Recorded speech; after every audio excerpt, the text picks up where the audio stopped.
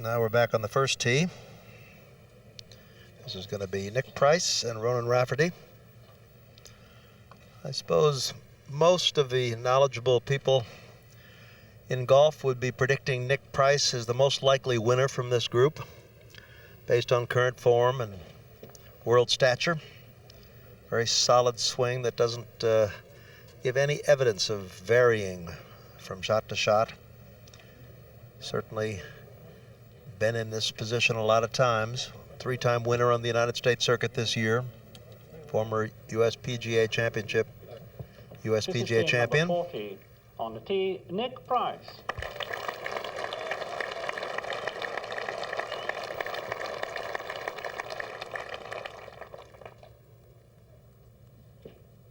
One certainly suspects he's not going to be holding back.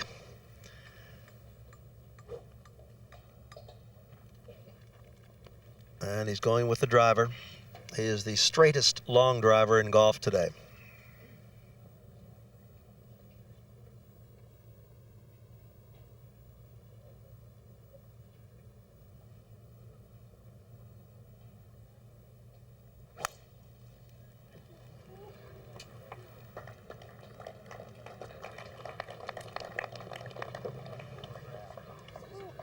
That's perfect. Just on the right side. On the tee, Ronan Rafferty.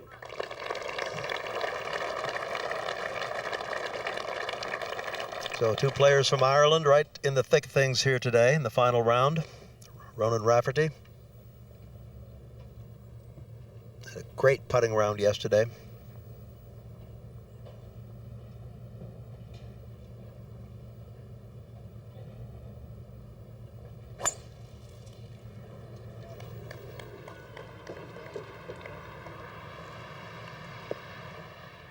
Oops.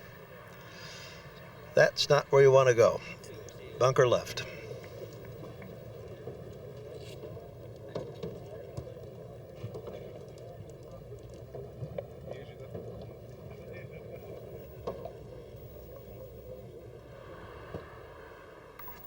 Parnevik at the first for a par.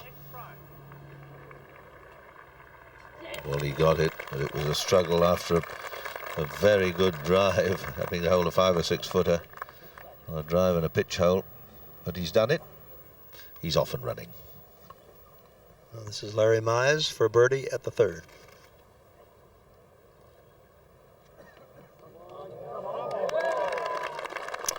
What about that?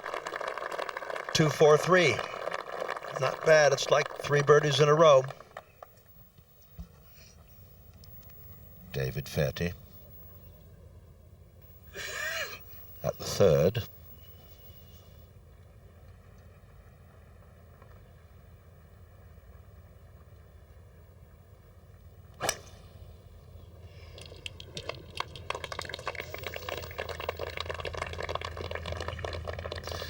Both he and Mark James opened up with a couple of pars apiece.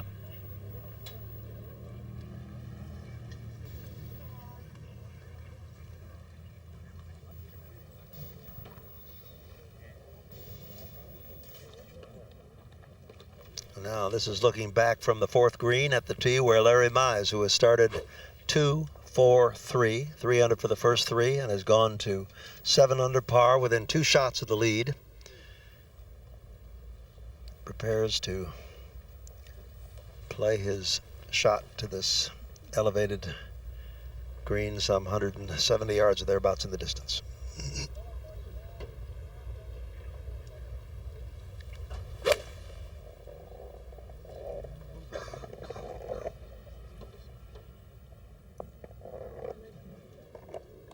Oh, that's a beautiful kick for him. Look at this one. And he's got that to go 4 under for the day after 4 holes.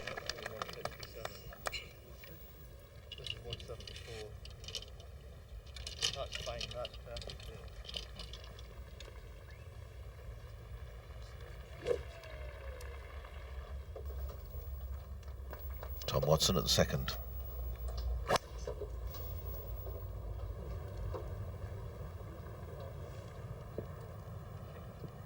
And it's going to be only in the light rough.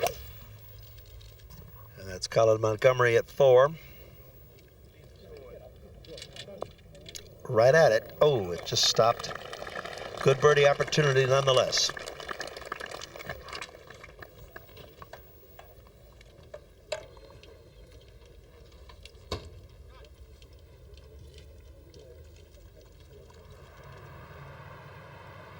Yeah, Ronan Rafferty, not a very good opening tee shot here. Doesn't really give you very much confidence to start the round. 110 to go, but that bunker bank, very ominous. No, he's played it safe. So splashes it out some 40 yards, leaves himself a little pitch into this first hole. So let's see if he can salvage his par.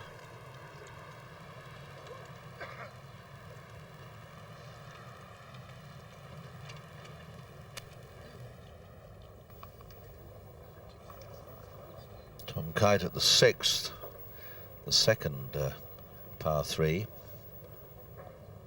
here on the Elsa course.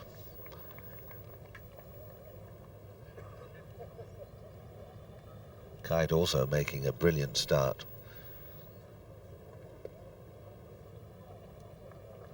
3-3, birdie, birdie, par, birdie, par.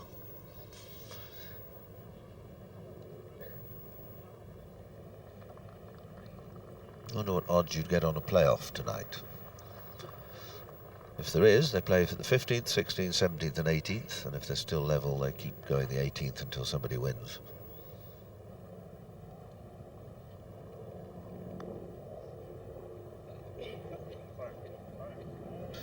Well, it was a very good putt, turned, as you can see, just a little too late, beautifully judged. Always a good hole to get a par at.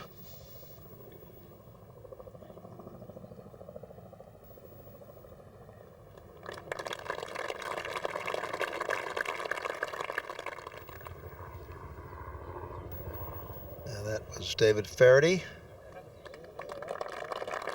Beautiful shot. That's at the 3rd.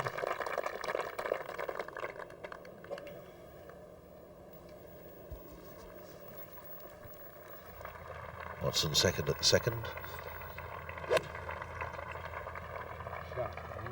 428 yards. And that could be, oh, it stopped just one bounce too quickly.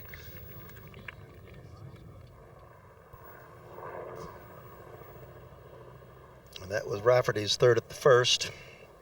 So he is very likely going to drop a shot here.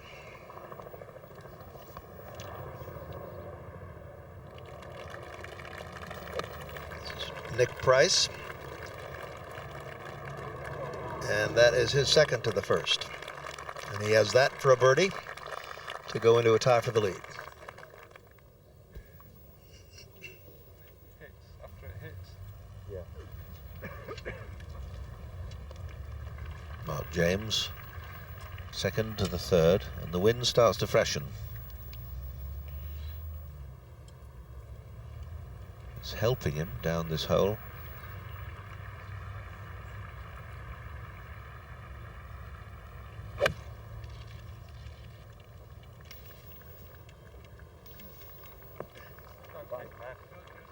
Yeah, nice shot. Very good shot.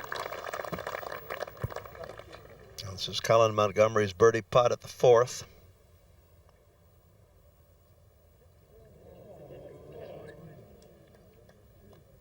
Well, didn't quite have enough steam, so he's going to settle for his 4th consecutive par. Kite now at the 7th, I do beg your pardon. The par 5.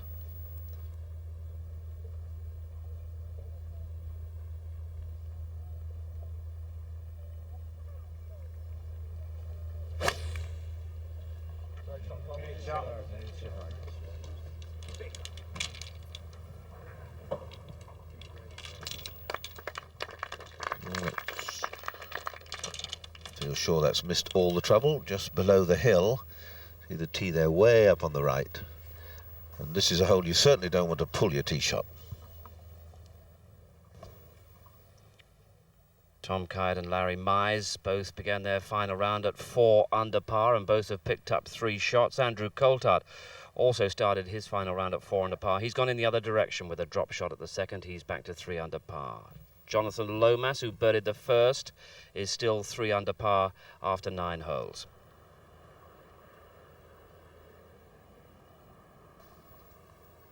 Nick Price for a birdie at the first.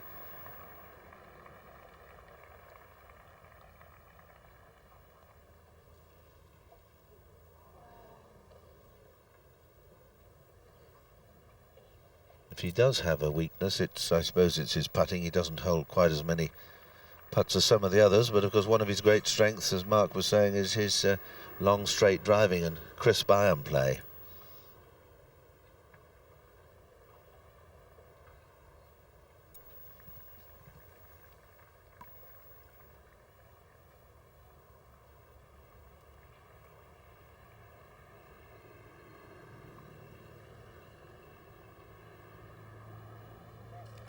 So an opening par 4 for Nick Price.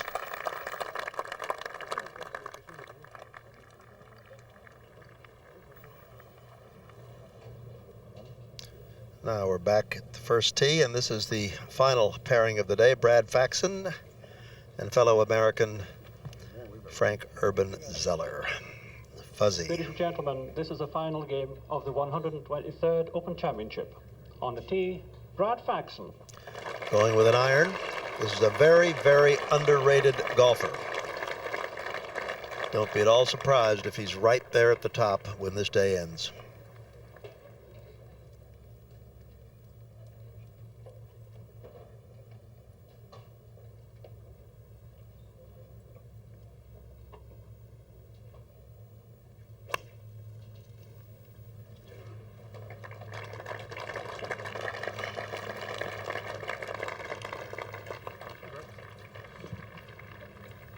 On the tee, Fuzzy Zoeller.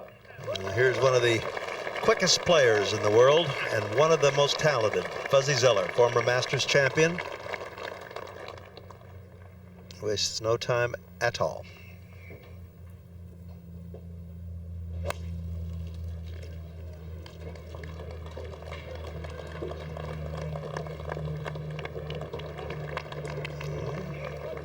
No problem. Left side of the fairway.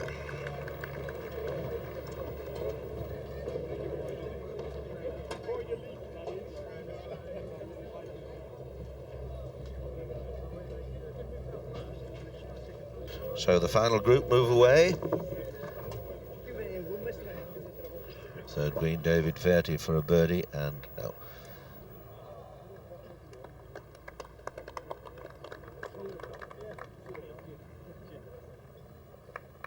So he gets a 4, and Mark James just replaces his. Could have no problems to secure his par. There's Parnevik at the second for a birdie 3. It's a beautiful putt, but from quite a long distance. So he starts 4-4, remains 8 under the par.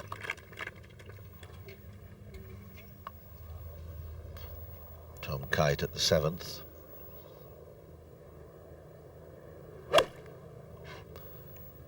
Nice clean hit. Ooh, not a very kind kick.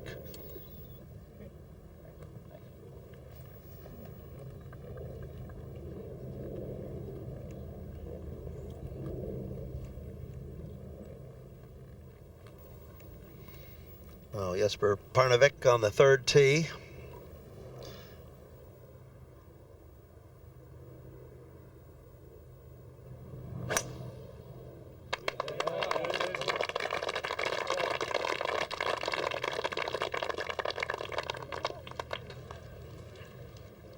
And the applause tells you where that one went, and there it is, right left center in the fairway in perfect position and a long way down the fairway. Peter Senior for a birdie at the 7th, and he's got him. Well done. At the moment, the 7th has been played into the wind, so mighty hitters can reach only them. Now Larry Mize from the right-hand side of the 5th. And there's the pin set way back on the, slightly on the left-hand side of the green. It's a very difficult pin to get close to because the ball's going to draw up if you hit it on the short part of the green. And it takes a lot of courage to fly the ball all the way to the back, because if it kicks over the back, you don't want to face that as a third shot if you can avoid it. So it's going to be Mize first.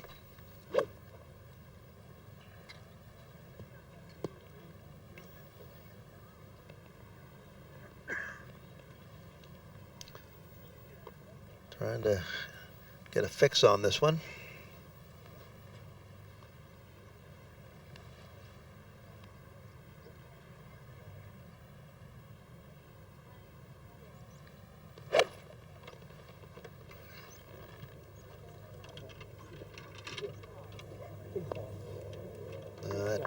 It's a good shot. It's got right up there, almost pin high. That's a beauty.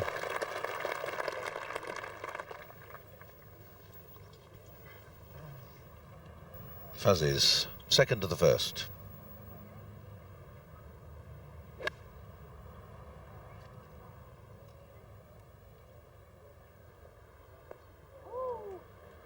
No, not bad.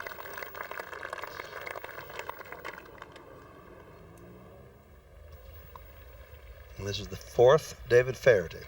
Still 7 under, where he started the day.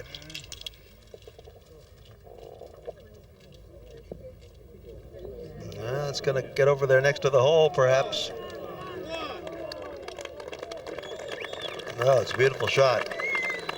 Can you see the ball there of Mark James next to the flag?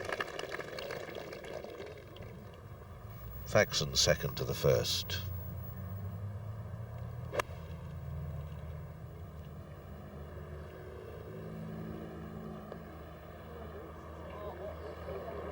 Well, you saw the ball, looked as if it was going to stop, and then it just didn't get the spin and went through the back.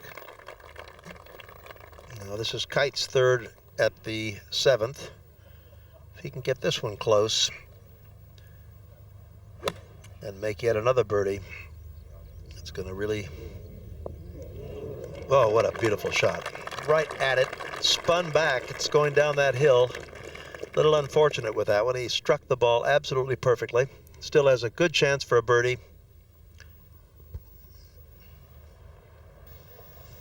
Nick Price at the second. Bit of a heavyish looking lie, but he might be able to run this up.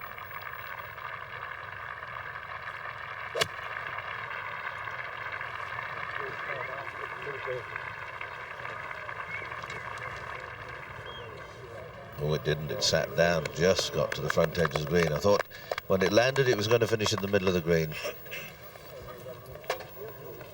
Punch back into the wind, like a 6 or 7 iron.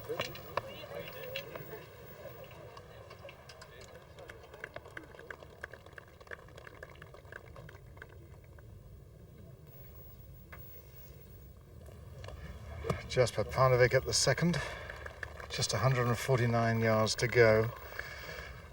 Watson's played a good shot. This is the third hole for Parnevik.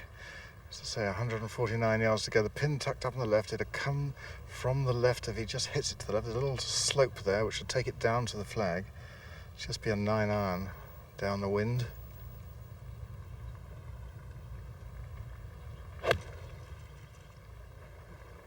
Nicely played. It's just floating a little bit, but he's left himself below the hole. Still about 20 feet away for a birdie.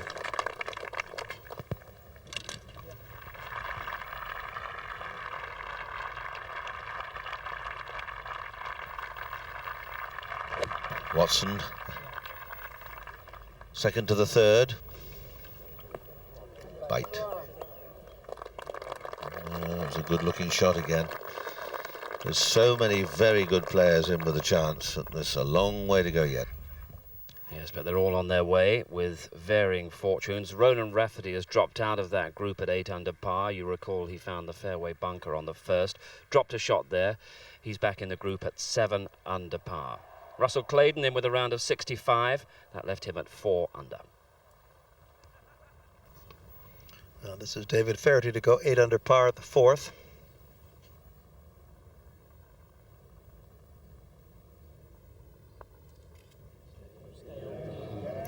He pulled it just a bit or misread it.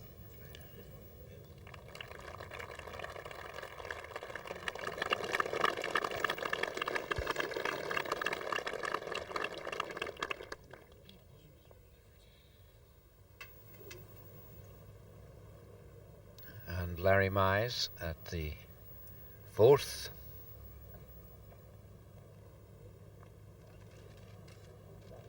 Now Mize's putt, this is actually the 5th green, and the putt that just broke a little low for Mize.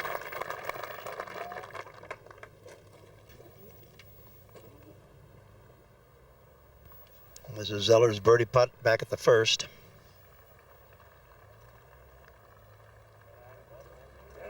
Oh, he couldn't do anything more with that. What a great stroke.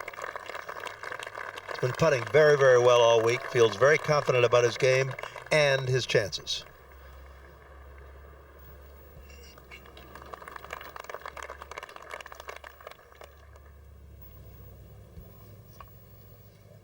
Now playing with Mize is Colin Montgomery. This is at the 5th. Chance to go to 5 under par. Just a little break from right to left. Here it comes, and there it just moved off to the low side for Colin. Pars at all the holes so far. A steady start, but really what one needs is an inspirational start. But the sun's coming out. It's going to be the best part of the afternoon now.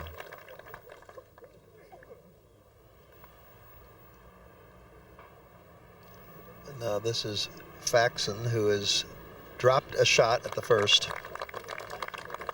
So he's now back to 8 under, and Fuzzy Zoeller is all by himself atop the leaderboard.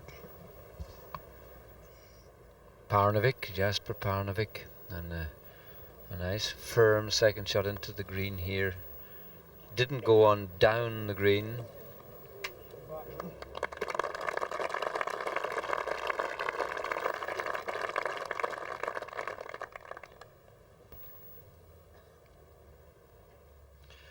So Zoeller there on his own at the head of the field, with Brad Faxon dropping a shot at the 1st. 4-way tie at 8 under par. Also picking up a shot is Peter Senior, who's birdied the 7th. He's gone to 6 under par as Zoeller plays off the 2nd tee.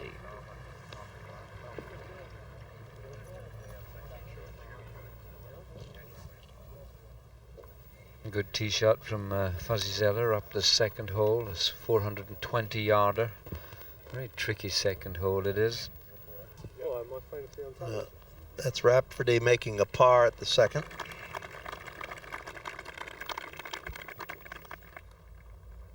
Now Faxon suffering, having dropped a shot at this rather simple, straightforward opener. This is 2nd shot. Some trouble up on the left-hand side. You don't want to go too far over there. He's hanging on, I think. Yes, in fact, he's breaking back into the centre. That's a nice drive. Good crowds, marvellous crowds. In fact, 103,000 came before today, and they'll get 30 or 40,000 Now this this is afternoon. Nick Price. This is for a par at the 2nd.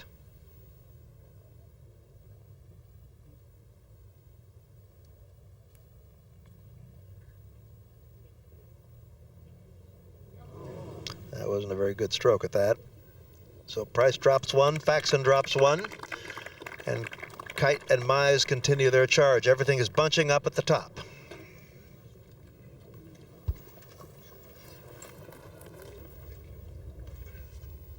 Peter Senior with the long putt here at the 8th, the long putter. This is for a birdie. He's convinced he hasn't hit it hard enough, and he's absolutely right. Just comes up a foot short.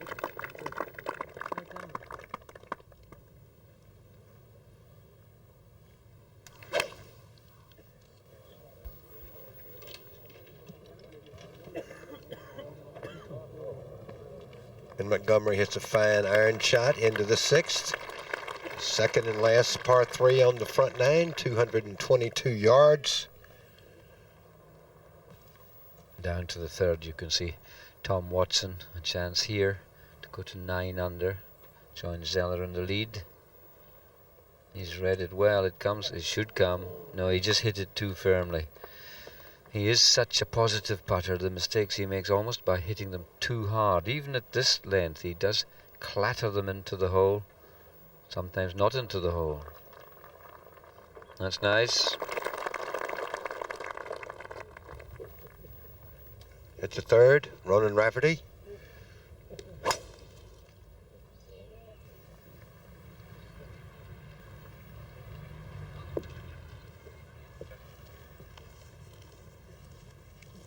And a nice drive down the left-hand side to this par 4. Nick Price drops back then. Mark James picks up a birdie. He's birdied the 4th and he's gone to 6 under par. 3 behind the lead, which is held on his own by Fuzzy Zoeller at 9 under par.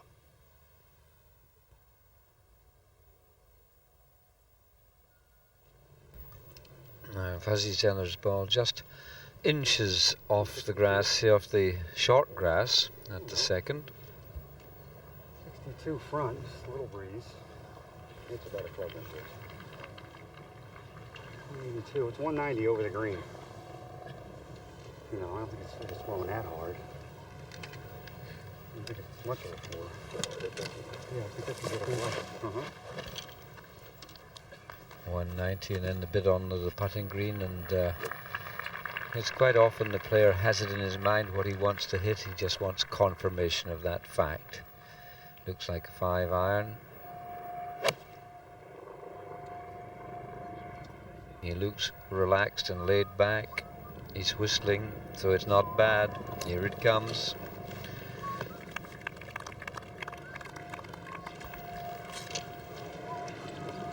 I wonder what tune it is.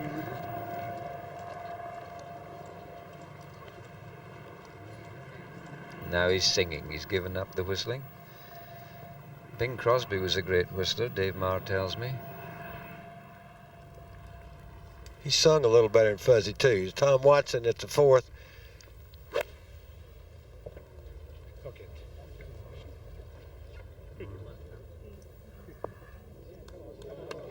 And a very nice shot by Tom. Giving himself a chance, going after his 6th Open. This is a lovely second shot for us to enjoy. Mark can't quite see the bottom of the pin because it's a dog leg, this 5th, and you just look into that sort of hollow, that saddle. He's playing at the top of the flag. And looks like a good 4 iron this for James. Oh, he's hit it fat. He's hit it fat. Oh, I don't know where that went. That went right almost like into a shopping bag. Oh, it hit that young lady on the shin.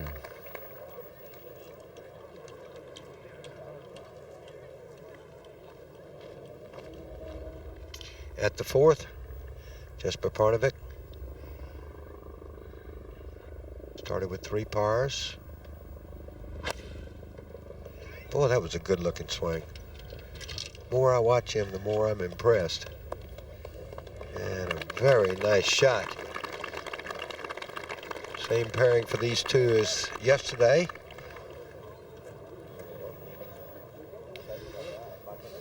It's 441 yards, this 5th hole. If that's Mark James's ball, that's worthy of the World Cup, that one off the shin there. And that I hope the bruise soon leaves the young lady.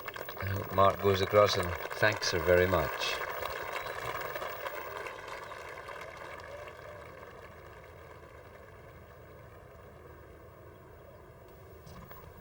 Mize for birdie. Colin has already gotten his 3. And look at this. A little more Larry.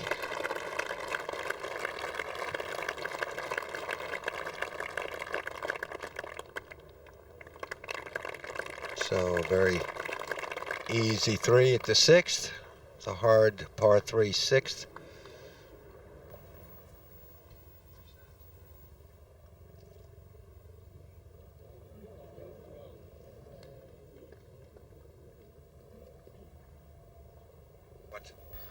Tom Watson just tapping in there for another par. This is start off 4-4-4-3. The par of the course is 70, 2 halves of 35. Just always working on that stroke.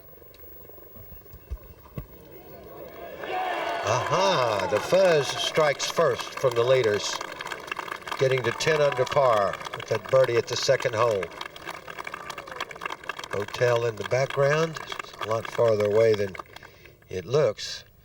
So Zoeller moves to 10 under and 2 shots clear of the field.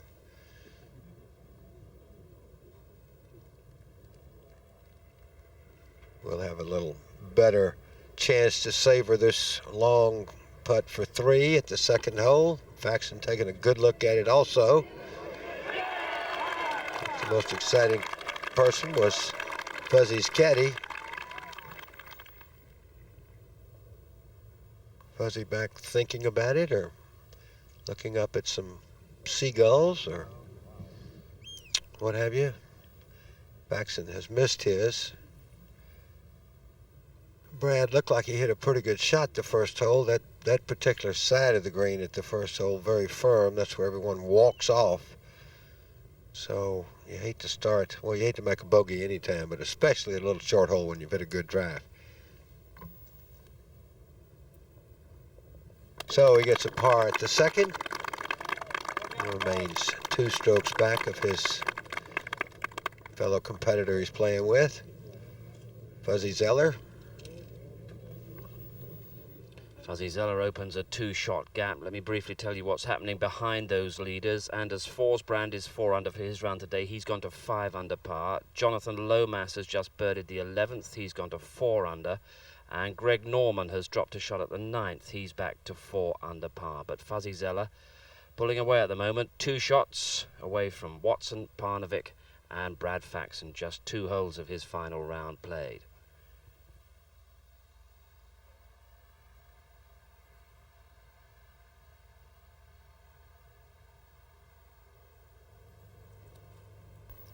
Well, Mark James almost holed the putt for what would have been a fortunate 3, and he has that little putt left for a par 4.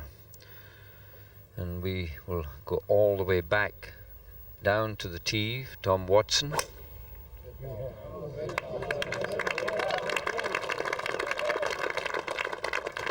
And the shape of this hole, this dogleg turning to the left, is ideally suited for Watson. Zoeller's drive at the 462-yard par 4 third. So a slight dog leg to the right. And Fuzzy bounced away from the heavier stuff there, and it's going to lie. Obviously, will determine just exactly what he can do with his second shot to this hole. It doesn't play near 462 yards, going a little downhill. Brad Faxon, the Rhode Island native. We've said Walker Cupper, certainly having the Open Championship of his life.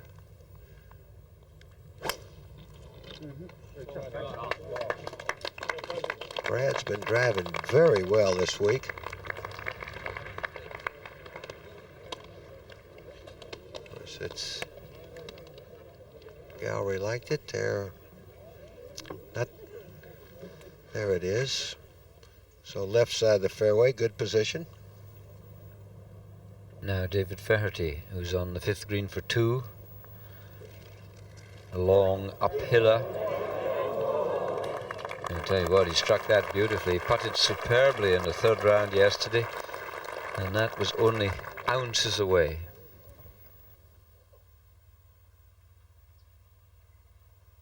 Rafferty, now this for a birdie just ahead of the hole that we saw Faxon and Zoeller drive on.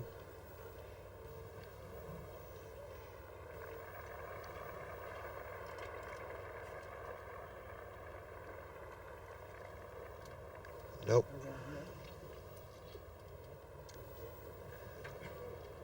So, birdie chance slips by. Rafferty started 5-4-4.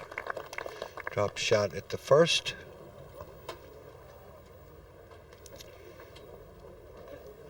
So stays at 7 under with a host of others, including Flaherty, Kite, Mize.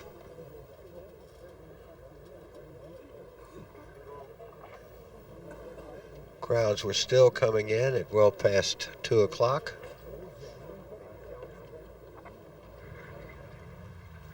Fuzzy Zoeller at the long par 4 third hole, but it's playing fairly short today. Following wind, he's over in the left rough in a very similar position to where Tom Watson was yesterday. He's got 180 yards to the green. Now Watson got a bit of a flyer from there, chased it on through the back of the green, and actually from there chipped it into the hole for a birdie 3. But right now Fuzzy had left to make a par 4. The ball's sitting down a little bit, but the grass growing with him, so he can get a cleanish contact, but it just depends how quickly it comes out.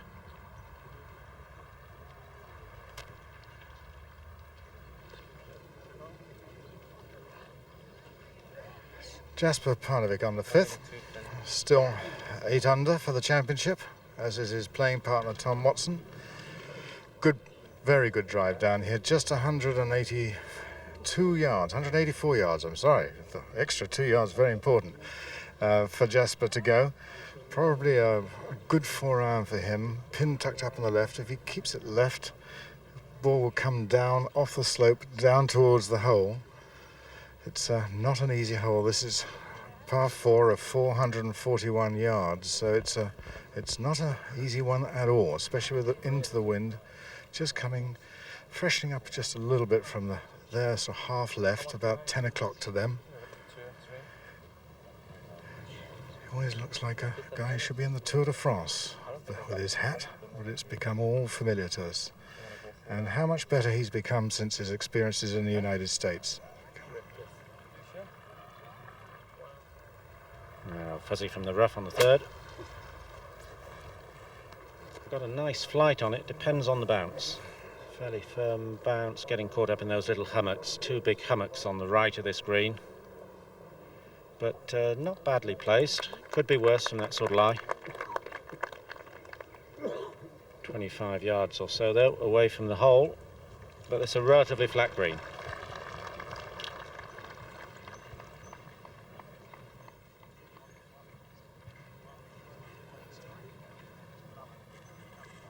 Well, this is Parnevik at the 5th, his second shot.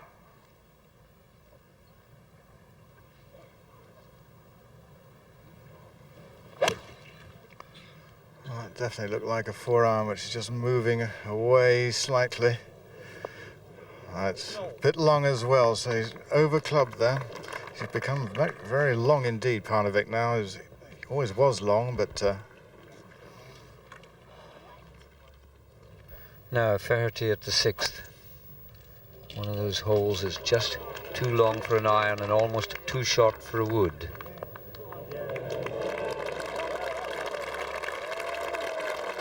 He played that in such a lovely, delicate manner. He floated it all the way up this long green.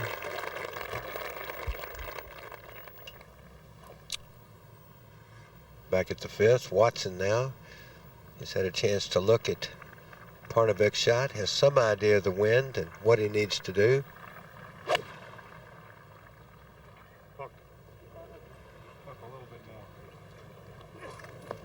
You could hear him saying hook a little bit more, and it was working its way toward the flag at the 5th.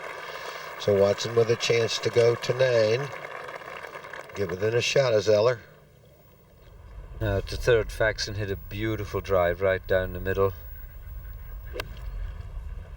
And that is no more than an 8 or 9 iron, that second shot. And that's a delightful iron.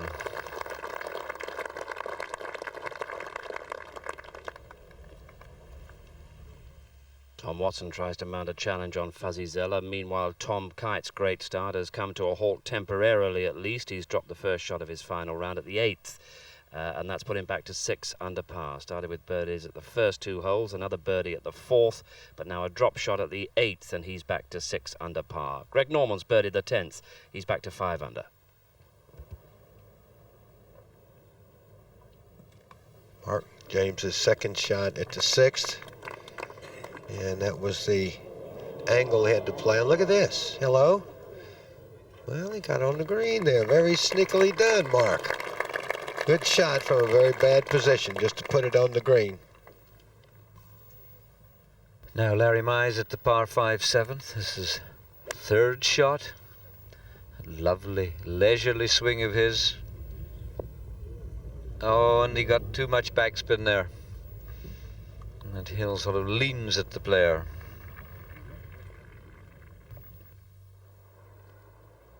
Zoeller after a pretty nice second shot to the third.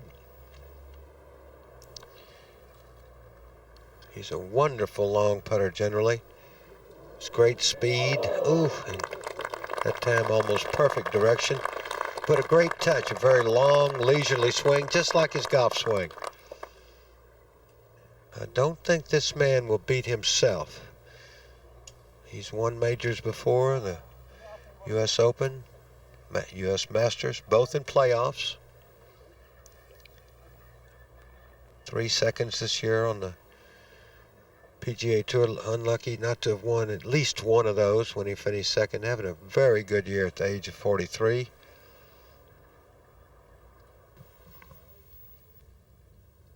To the fourth green, Nick Price.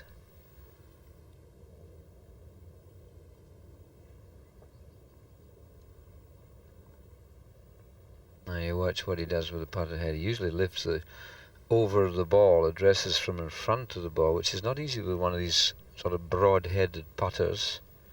There it goes, you see, I'm always frightened he'll tap it on the way back. He has to reach so far out.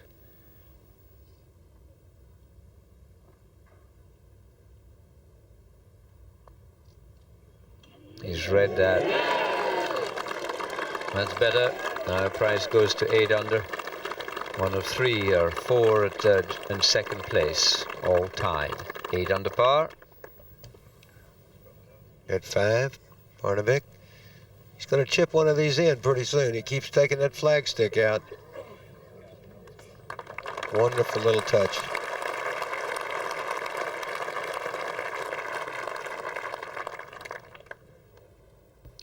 Now, can he get a 2 at the 6th, Faherty?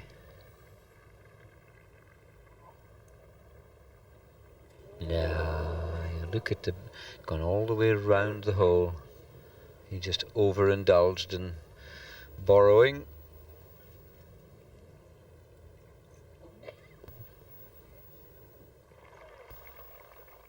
Faxon at the third. This to get back the one maybe he dropped at the first. This for 3. Oh, broke out to the left. I'm sure he was watching Fuzzy's ball come across there and it didn't break. To the 6th green, and Faherty gets the par 3.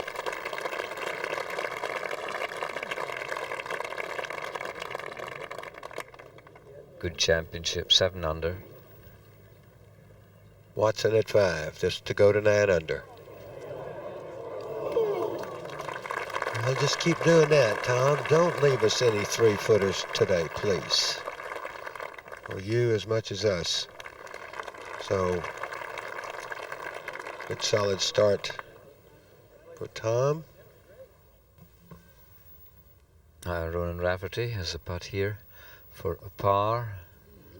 Oh, just seemed to walk away from that almost before he'd struck it.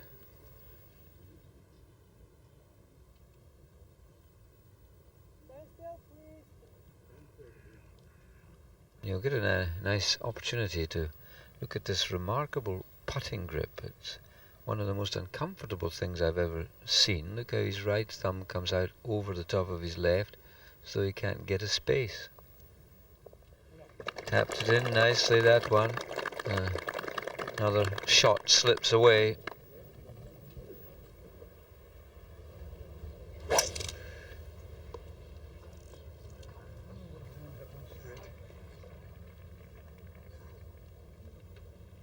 Faherty's drive at 7, down in the weeds.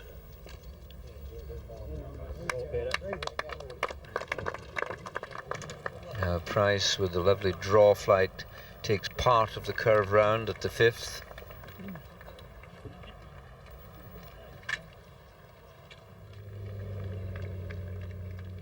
Zoeller at the 4th. 167.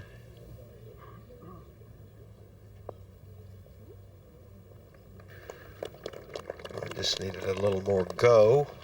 Sloping down toward the flagstick, the contour of the green.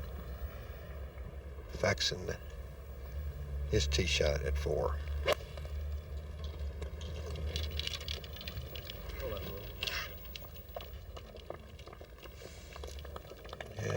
almost the identical shot. This is Larry Mize at the 8th.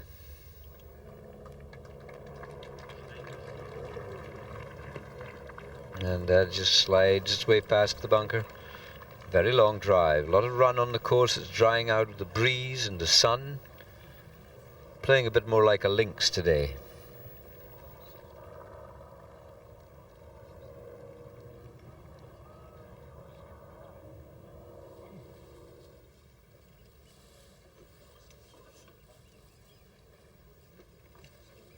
move up the course to the pairing of Tom Kite and Craig Stadler. Tom, who went to the University of Texas, one of his mates shot 30 on the back nine. Mark Brooks for a 68 today. Now Tom Watson at the 6th, you can see he's taken an iron. He hits it hard enough to drive a long iron. That gets a kindly kick towards the flag.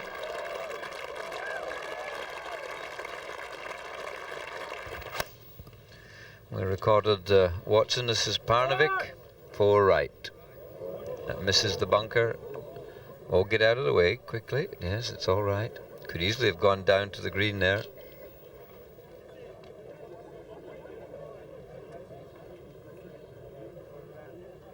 This at 9, Tom Kite, 6 under for the championship, putting out of the fringe, down the hill. Should start breaking right. Oh, it slows up a little. Tom at this point, 6 under for the championship, so needs that to stay at 6 and 2 under and get out in 33 on the front. And they're out at this part of the course. This is as far south as the course goes, the 4th hole, and the sun is out. It's a very nice temperature. The wind has changed direction about 4 times today. It's just gone round and round as though it doesn't know where to go.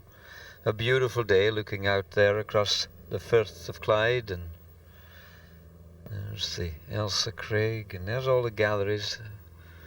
Well, there'll be something like 150,000 total, I would think, for the week as facts and putts for a 2. Still desperate to pick up the stroke he dropped at the opening hole.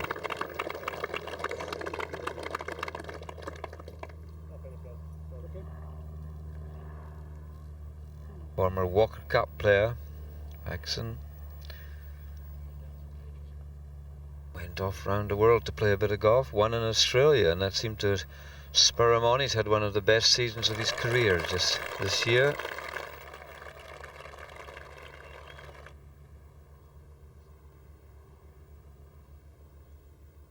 And a nice 3.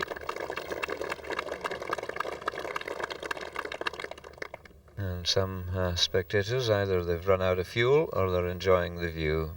Sitting just offshore. Very busy sort of estuary. Straight over that boat and continue on going, you come to Ireland. But Fuzzy's got no thoughts of travelling anywhere at this moment other than getting this ball up the slope and into the hole. He leads the championship by 2. And he looks to be doing exactly what he is, having a nice quiet Sunday afternoon stroll.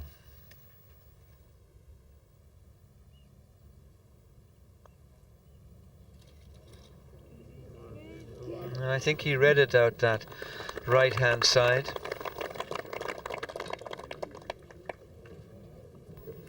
He's a great character, isn't he?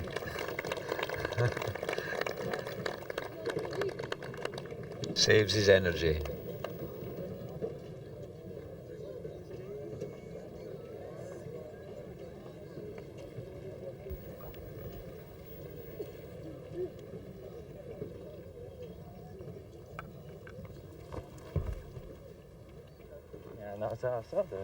Okay. Mark James problems continue. Playing out of the hazard at the 7th. Mark 5 under, just where he started the round today. And Mark James had dropped a shot at the 6th to go back to 5 under. Zoeller leads at 10 under by 2 from That group of 4 players now rejoined by Nick Price, who's repaired the damage that he suffered at the first hole with the birdie at the 4th. Larry Mize and David Fairty at 7 under. Let's take you down a little bit further and show you the players still in touch. Ronan Rafferty with his problems. Nick Faldo, an outstanding round, 64 today, all coming a bit late, but 5 under par. Faldo finishing, and there's Mark James at 5 under after 6. Parnevik, one of those lobbing, delightful little pitch shots that he plays so well, and nobody would have given him much chance of getting that close. That was a cracking little shot there. He's very gifted around the greens with the cut-up shots. So often takes the pin out. He's anticipating holding it. He's not showing off. He anticipates that he's going to get one of these. I'm sure he might before the day's out.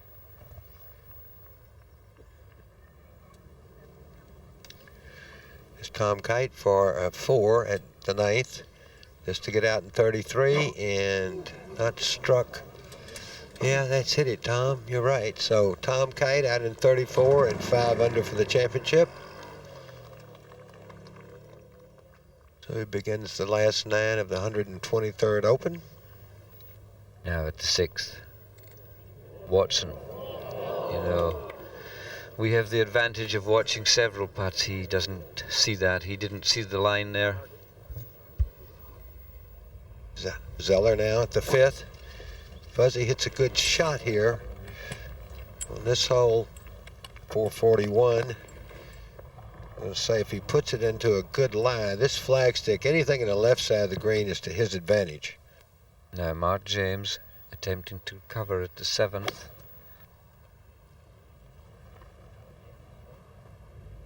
This par 5 and a kindly kick again. He's had bad kicks and he's had good kicks.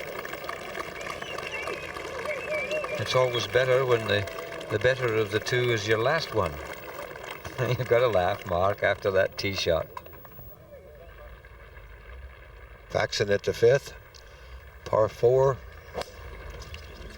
Slight dogleg left. Flagstick today 12 feet from the left fringe. And find another good drive fairway hit by Brad Faxon. Been concentrating a lot on what's been happening at the top of the leaderboard. Once again, we'll show you the shape of things below this. If you're wondering about Colin Montgomery, he's parred the first 7 holes and he stays at 4 under par. But that group of players at 5 under, still including Greg Norman, who once again has had an up and down round. 65 today from Russell Claydon. He's at 4 under par. Jonathan Lomas battling round, birdied the 11th to get back to 4 under par. And there's Colin Montgomery remaining at 4 under par, having parred the first 7 holes. Mark Brooks outstanding, back 9 of 30 today. Round of 68, 3 under par. Ozaki at 3 under par, having played 8 holes. And Bob Estes, a round of 66, heading that group at 2 under par. Mark Davis had a terrific round as well today, 67 for 1 under. Gary Evans has finished with a round of 68, also 1 under par. And Andrew Coulthard, 8 holes played, he's also 1 under. Now out to the 5th hole, Nick Price. A break from the right. He's just lifted the putter back over. And has he given it enough? Oh dear. Oh. It's not the sort of thing you want to do, Nick Price.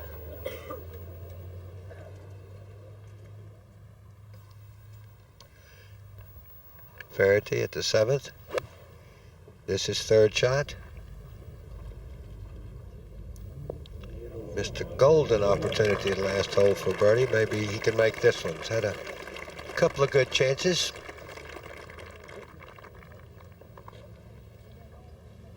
Well, look what Tom Kite's done with his drive at the 10th. It's a dog leg, and he's just gone so far left. He's trying to hit it out of here with a 3-wood. It's not the sort of thing you encourage people to do.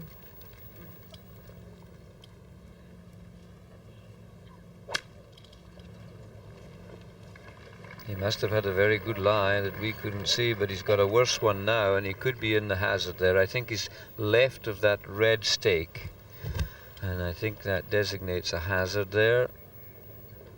Not out of bounds. To par 5, 7th, Tom Watson. This might be a little more difficult to reach today as it's going into the wind. Like so many seaside courses, the yardage really doesn't indicate how long it plays. As Nick Price, as we feared, left himself that little downhiller, and Nick's short putting game almost as suspect as Tom Watson's.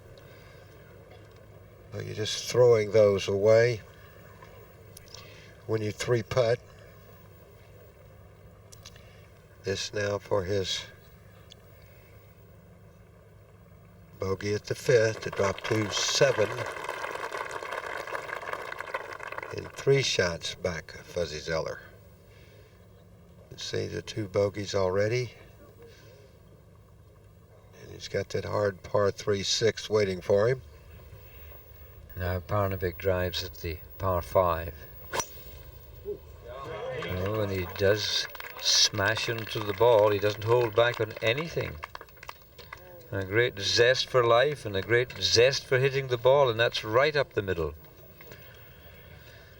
He is not out of winning this championship, and all of Sweden will be with him.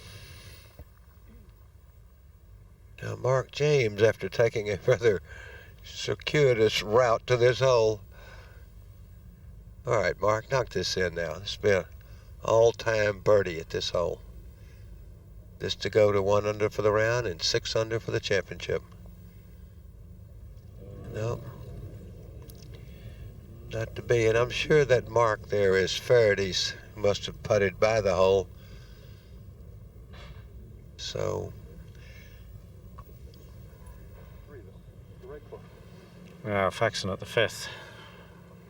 205 yards to the pin, but the spectacle bunkers, which he has to carry over if he's going to attack this pin placement. 183 yards of carry over the spectacles. Pity, struck that very well, but just 1 club too long. Hit a 2-iron, he was coming into the breeze. Now Fuzzy from about 10 yards further down the course, better line in.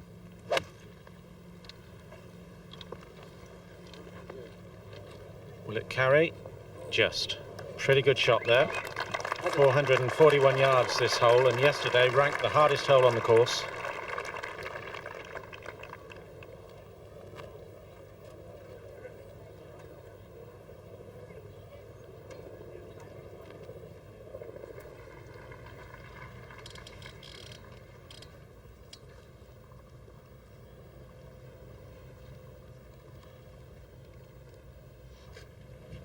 There's Tom Kite, and he's in the hazard. He won't ground the club because that would be that'd be a penalty. He's touching grass, but he's not touching ground, and that's about as good as he was going to do from there. Nearly, well, he did actually get it onto the green. That was an awful place. Had a job finding it, as you can see, in that rough grass. Makes that part of the ocean and the beach a sort of lateral hazard. You can't ground, but you can play the shot if you find it. He's done very well to get it to the green. Well, this is Tom Watson on the 7th. Now he's contemplating which club to take because he can't get up. He's 260 away into the wind, so he can't make it. So got to be careful up there. There's a bunker on the left, and he wants to be just past that. Fine. Which is hopefully where he's gone, and it'll kick right, so that should be okay for Tom Watson. Good shot, sensible play, couldn't do anything else.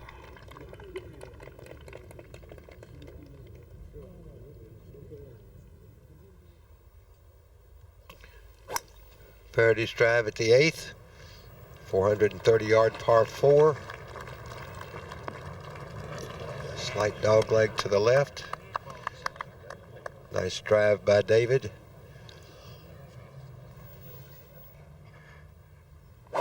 Parnevik from a long way out. Now that's in danger. Going down the left, there's a big dip down there, and he's in danger going down there. Not a place to go down at all.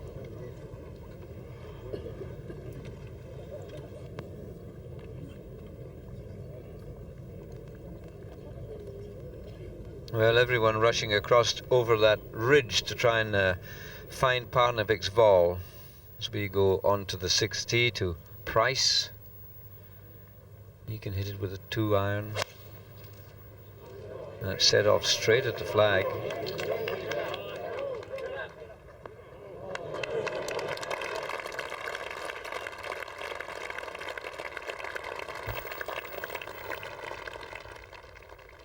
Mark James at the 8th. Even par for today's round.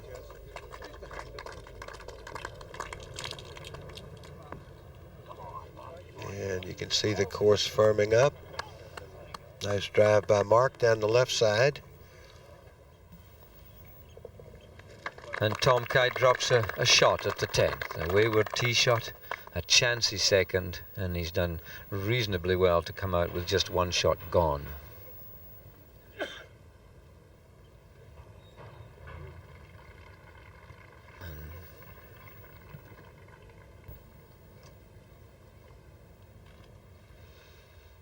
Tom Kite really having his problems in the last few holes. Fuzzy Zoeller opened his 2-shot lead with a birdie at the 2nd, and no one's been able to get close to him since then. Watson, Parnevik, Faxon, his closest challengers at 8 under par. 3 shots back, Mize, Fairty and Price, who's swapping birdies and bogeys during the course of this final round. Peter Senior has dropped a shot at the 10th. He's gone back to 5 under par. Alongside Nick Faldo, finished with a 64, and Forsbrand, Greg Norman and Mark James as well. James having dropped a shot at the 6th. Russell Claydon, 65 to get him to 4 under par, ending a very fine championship for him, and par golf continuing for Colin Montgomery, who stays 4 under par through 8.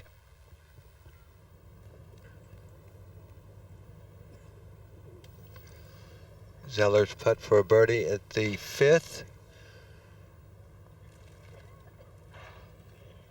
Slow down, Fuzz. It's a little frisky there. Now he's got a little downhill putt that certainly will test your nerves. Not where you wanted to leave it if you missed.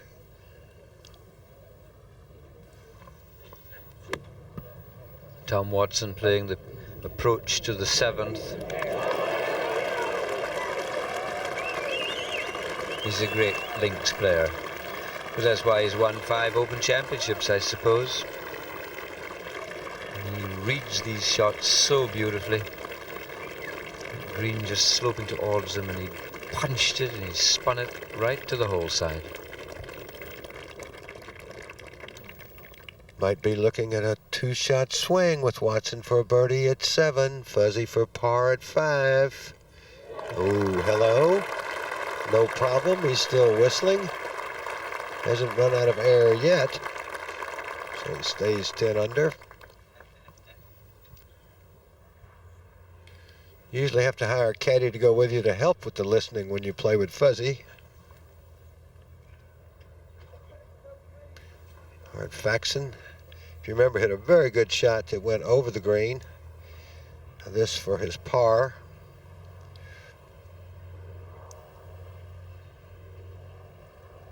So a very nice par. He really did a good drive, good second, and really had to struggle to make that. So 2 nice 4s at the 5th for that group.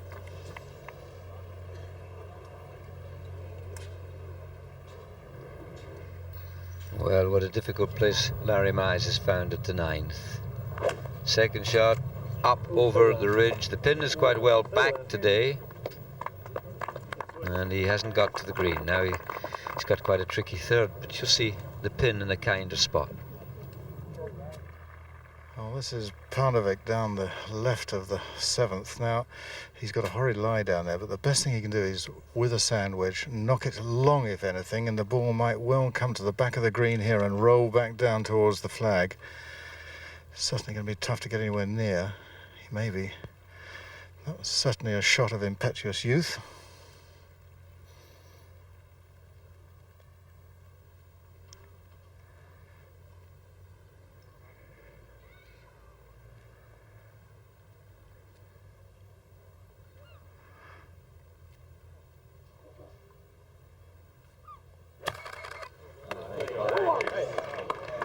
Oh, he's done very well indeed with that. That was a brilliant shot from down there by Jesper Parnevik.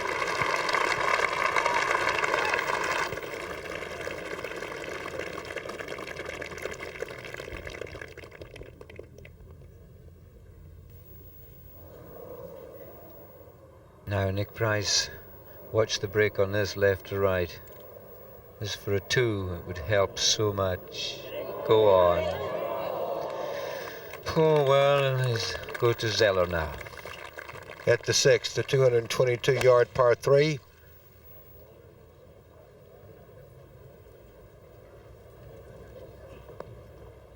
Ooh, and he just carries the bunker, but on the green. Flagstick today, 72 feet from the front, so far about 60 feet. Well, we saw some skill, a combination of skill and great strength there from Parnevik. It takes a massive strength in the forearms to shake a ball and knock it up out of the lie he had. And the fact that he brought it down short of the ball, Mike was quite right in saying if he knocked it past, he could use the slope. He was capable of bringing it to earth before he reached the hole. Now he's got a putt here for a birdie, and it has a break. It's got a right to lefter. It is not an easy one, and none of them are they? He has this to go to 9 under, although Watson will probably get that. His mark was just to the right of the hole there.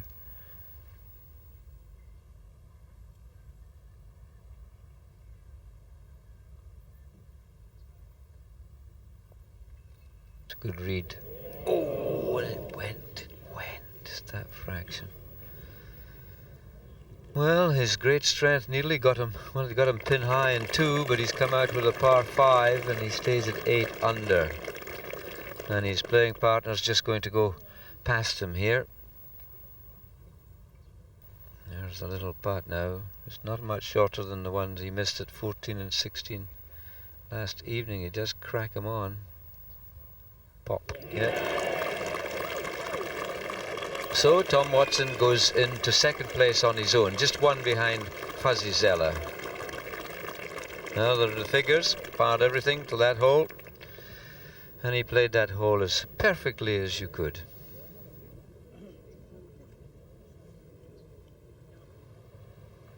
At 6, Brad Faxon.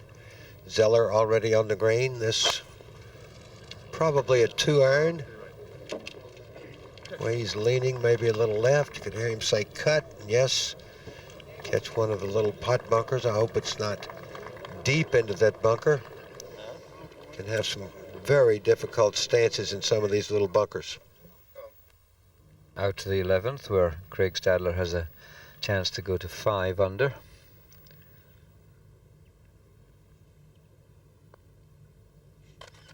He's read it nicely too. Will it run all the distance? No, it won't.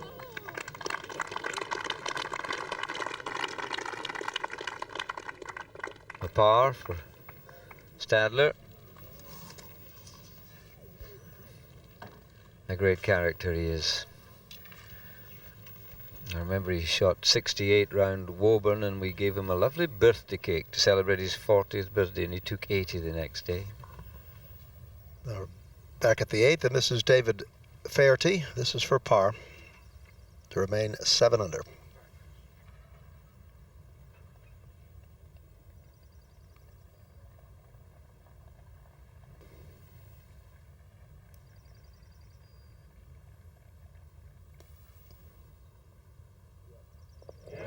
Right in the middle.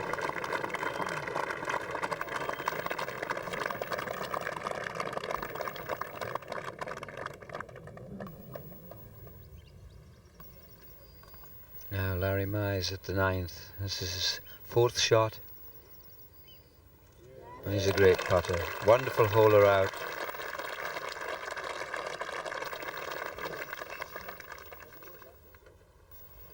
Now Faxon at the short 6th.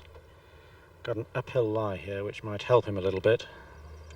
Also pitching in to the slope of the green, so should be able to control it.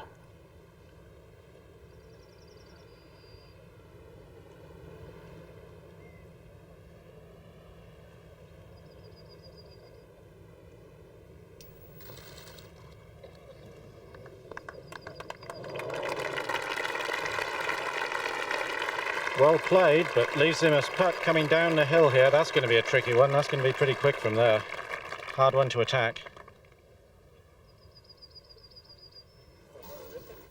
And this is Watson, 8th tee.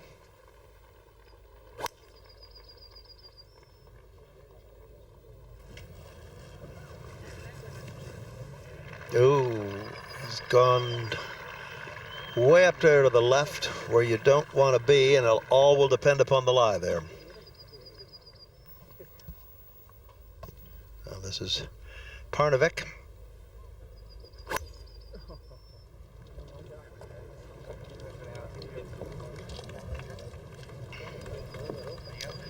He's driven it very, very well today, and another one right down the middle. Glorious view as we go down onto the 6th green. Zoeller for a 2. Again, on line, but leaving himself one of those nasties. He'll have seen on the huge notice boards around that Watson's got within a shot, but what he won't have seen is Watson's tee shot, and that really is in a horrific place, the next hole. Doesn't seem at all concerned.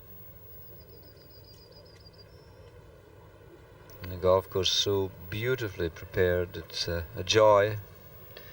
It's a little greener than most times we see seaside links courses, but that's nothing to do with anything artificial. That's just the fact that it hadn't stopped raining for a week or two up here. Wish we could buy some of it. Now, Faxon, what a 3 this would be. He's not getting it. Oh, what a shame. You know, sometimes when you look down on the green with the camera, it looks really quite flat, but when you get down on the and look along the line, they're frightening, some of the borrows you must take. So that's a shot drop. Faxon be very disappointed. He started with a 5, and that's another one gone there. And the wind really in his favour. I was concerned that his light frame might have buffeted about if a gale had got up, but it didn't. Now, Zoeller for a 3. No, you see, I think he was influenced by the amount his partner's ball swung and dropped away. And Zoeller drops his first shot, goes back to join Watson at 9. And it was rather a long first putt he had, but he seemed to have done enough. There you are, it's gone, nothing I can do about it. It's history now. Is that what he's really thinking? Now this is Larry Mize. This is at the 10th.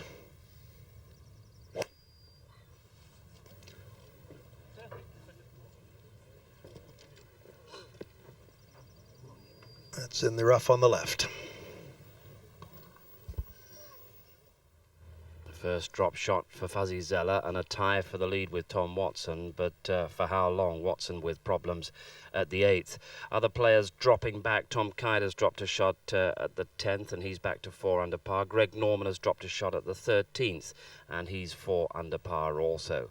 Mark McNulty in with a round of 67 and he also is 4 under par. Tom Kite, I think, just birdied the 11th and has moved back to 5 under par.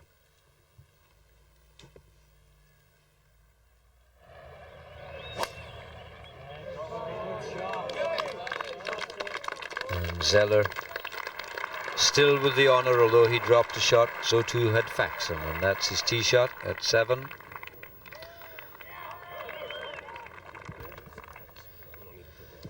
And massive galleries, beautifully behaved, and I would think that the figure will go over 150,000 for the week here.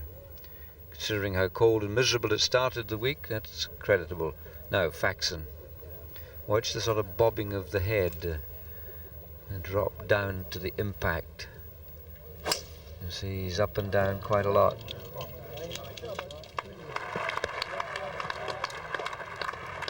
That's a nice shot.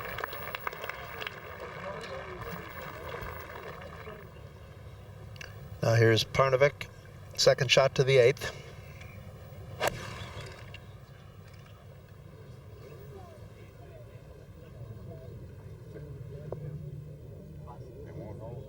No, it didn't hold, but it's all right. It's just on the back fringe. To the 7th, to the par 5, Rafferty. Little chip and run. He's good at these as a rule. Brought up on links golf. A little Musselburgh skimmer there from a man from Ireland. That improves things a bit, doesn't it? That gets him within a shot of the lead.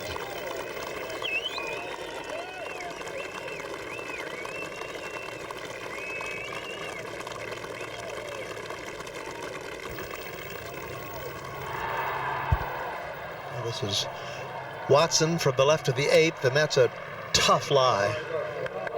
And he's really made good contact on it. Look at this shot. What an unbelievable shot. But it's charging through the green, down the slope, and onto the spectator's pathway.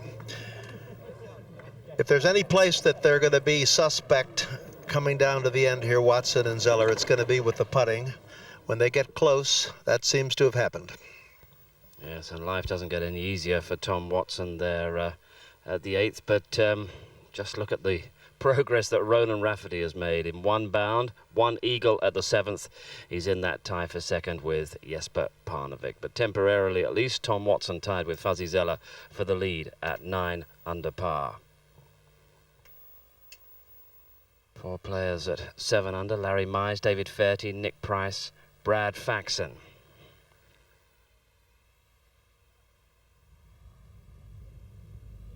Now at the 7th, Nick Price, can he get a birdie? His partner just chipped in. So that's not bad for those two.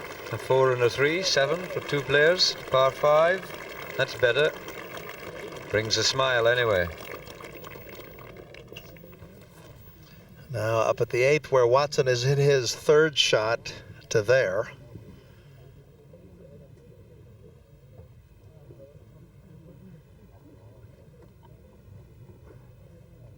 And this is Parnevik from the rear of the 8th green. This is his 3rd.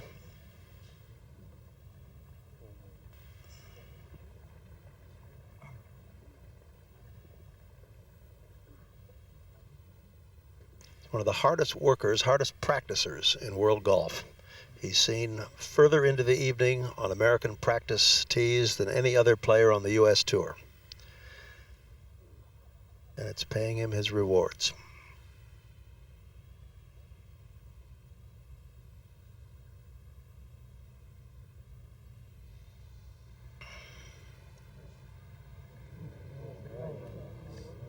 It's a little short.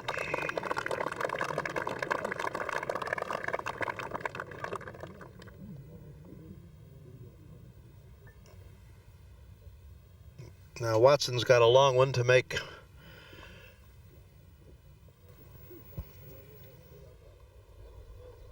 Now Nick Price at the 8th.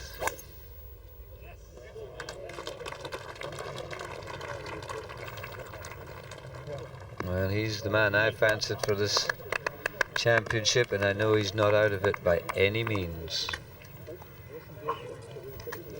Now back to Watson. As I was saying a moment ago, he's been in contention a lot during the past couple of years, as has Zoeller, and as the tournaments or championships come to a close, it is this club here that seems to let both of them down, usually from shorter distances than this. It's that 10 feet, 8 feet, 6 feet putts. That's for a par. Now this is the kind of putt, usually when for par or birdie, that gives somebody like Watson a lot of trouble under these conditions.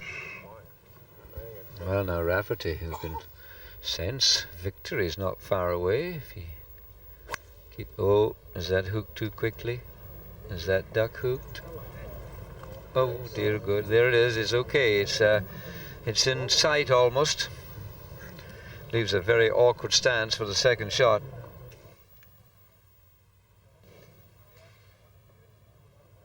This is Faxon.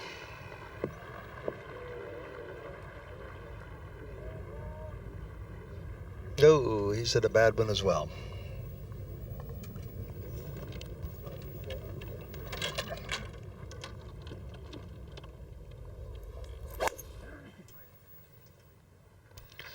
Fuzzy Zoeller.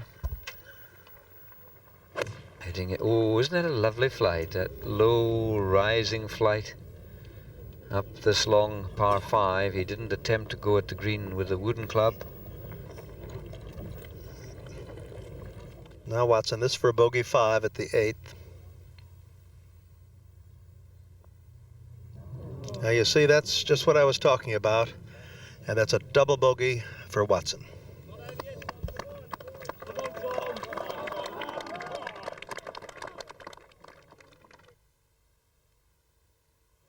So you have to feel sympathy for Tom Watson, who drops straight back to 7 under par after all those problems on the 8th. Ronan Rafferty, by contrast, leaps up 2 shots into that share of second place. Not a great day for Brad Faxon, paired with Fuzzy Zoeller, and the leader, the co-leader with Zoeller at the end of the 3rd round, dropped a couple of shots, one at the 1st, the other at the 6th, and he's back to 7 under par. So Zoeller back in the lead on his own.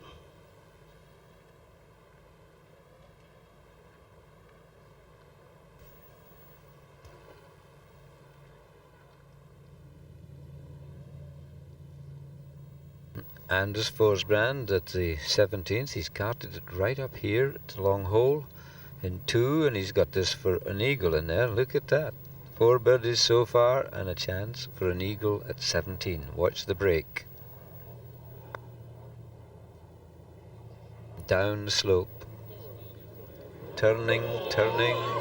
Yes, and an eagle. Now 4 birdies and an eagle. That's not bad scoring. Where's he gone? Where is he running to? Oh, there he is, and a lap of honour. Remarkable player, tournament winner this year, and then one round he took nearly 100 in another event, so you never know what he's going to do. 1, 2, 3, 4, 6 under par for the round so far. Faxon at the 7th from 80 yards. Nicely played. He got a good break there. Sprayed his second shot, but ended up on a trodden part on the high ground, so got a very good view of the green.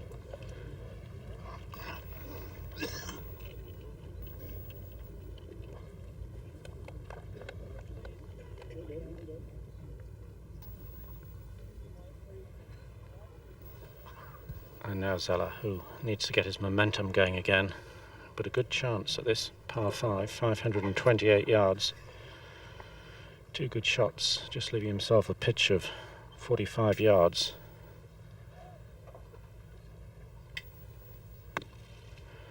Stabbed it down very low.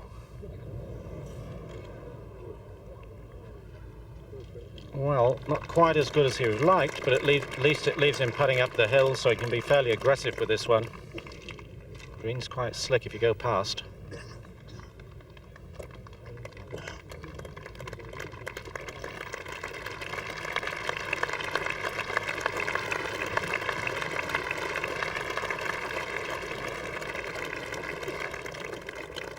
This is Rafferty from the left of the 8th, very close to where Tom Watson was a few moments ago. Lying a little bit better, though. It's got to stop. It's got to hold. It's going. It's not as bad off as Watson was. It's just on the slope there. Now to the 8th, Nick Price at 8 under.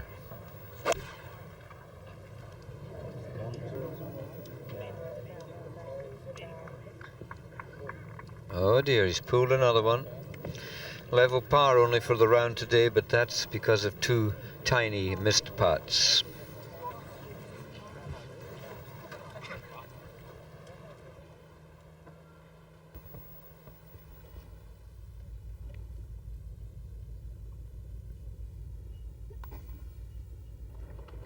Now, this is Brad Faxon, who is considered by his peers as perhaps the best putter on the U.S. Tour.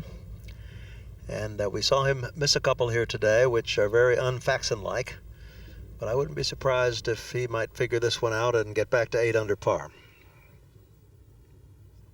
Very, very solid putting stroke.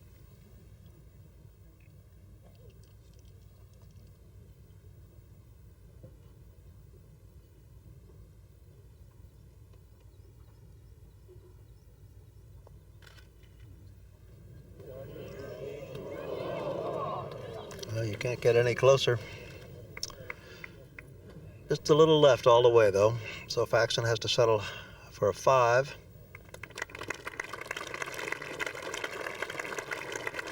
He's got to do something pretty soon to get himself back into this.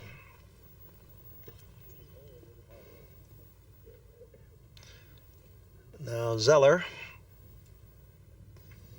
missed a little one back at 6. This one he's gone to school a little bit on Faxon's putt, which was from almost the same direction. So he'll start at a little bit more to the right. He didn't hit it. So he does not make a birdie. Par 5 for Fuzzy Zoeller.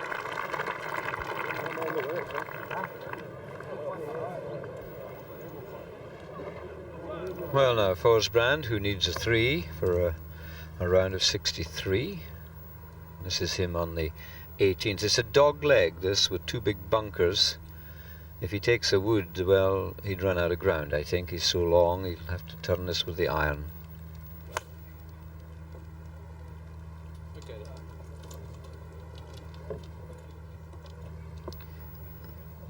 And he's just going towards the semi-rough, and there he is, just an inch off it, so you can imagine where a wood would have gone. And this shows you what he then is. It turns the corner, a little nasty hollow at the front. Right, what a cruel place to put a flag. I would never have done that to anyone.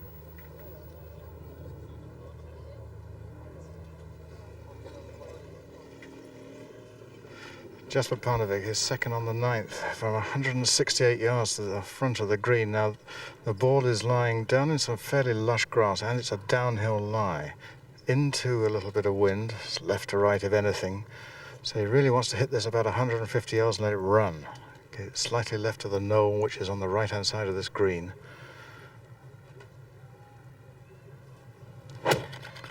Oh, no. That's come out there so fast. It's a real fly-on. You watch this ball chase forward and back of the green. He won't be totally unhappy with that. It wasn't very easy.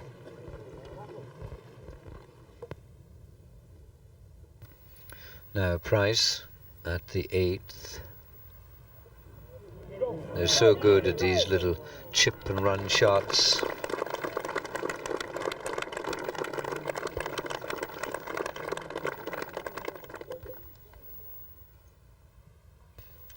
And Rafferty, he's got a lofted club to play his. He's going to try and lob it a bit. Oh. Well, that was nice. He didn't have so much green to work with. They're very good, aren't they?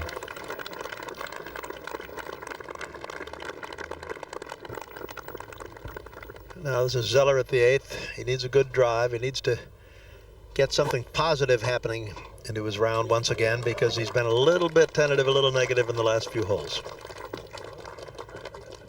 And there's a beauty right down the right side, position A. So Price taps in for a par at the 8th hole. And he's looking better now. He's looking a little more relaxed and confident. Others have come back towards him. Up they go, up the little footpath there under the rocks that climb out and over to the 9th tee. On a calm day, it's a lovely little stroll. I did hear that John Panton once had to be blindfolded to go out there. There's Watson, once again in a little bit of difficulty. His driver becoming a little wayward. And there's his ball trundling down the left side of the 9th green. There's the tee, the 9th I was referring to, and it's a Perfectly true story. John Panton, who was a very great Scottish professional, when the gale blew, they had to blindfold him to take him along that path to that ridge there. It's 50 feet above the ocean, and you don't want to swing and sway out there, I can tell you. That's why the rail's there, to keep the customers happy, keep them safe and dry.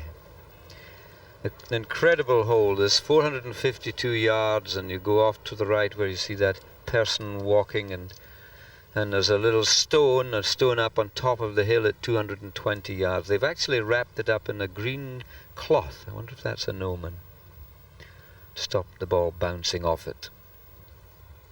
Rafferty.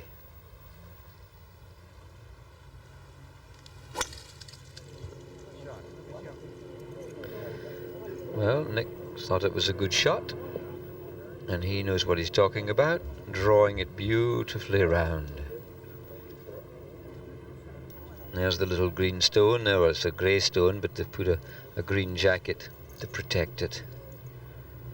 A lonely figure out there, Nick Price, there in the end of the tee. There's the tailor's boat out there in the ocean from Troon.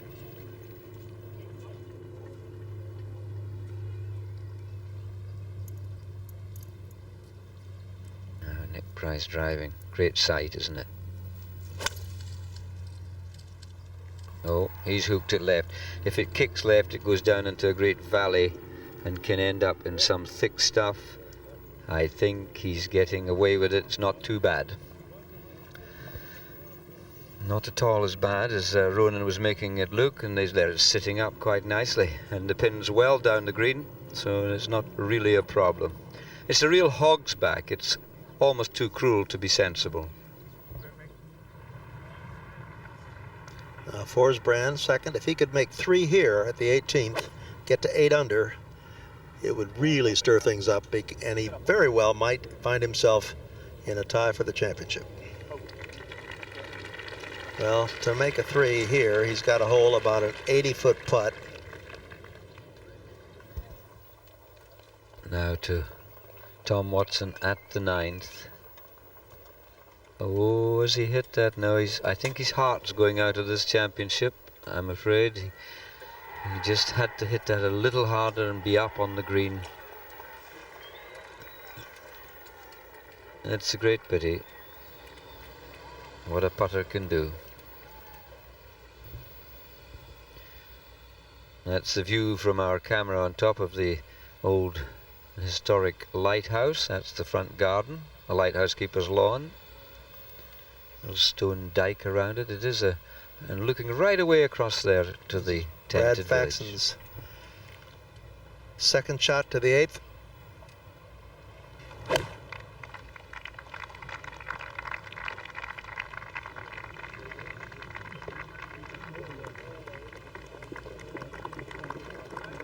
And that's gone right over the flag, just to the back of the green.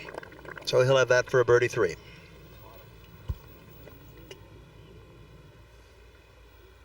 Now the 4th shot of Tom Watson.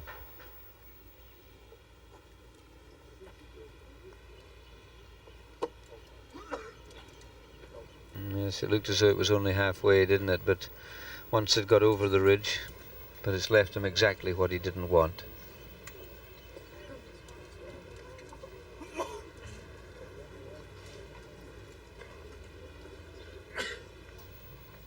Now we're back to the 18th green in Forsbrand.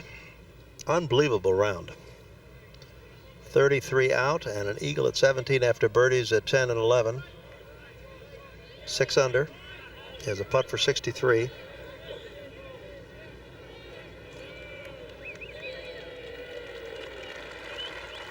So you've got 2 Swedes within 2 shots of the lead.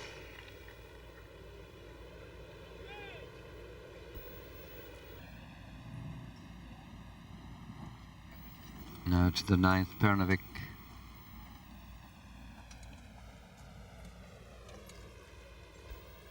Little putt here for a 4.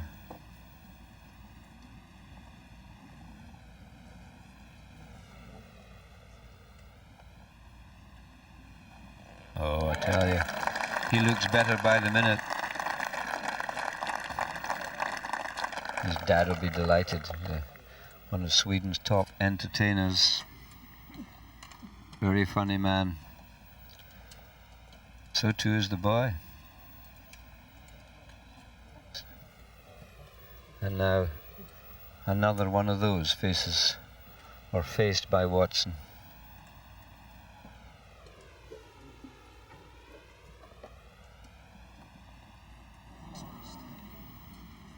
You see, you can have all the lessons from the best men in the world, but when the crunch comes, if you've got a weakness, this game will find it. 6.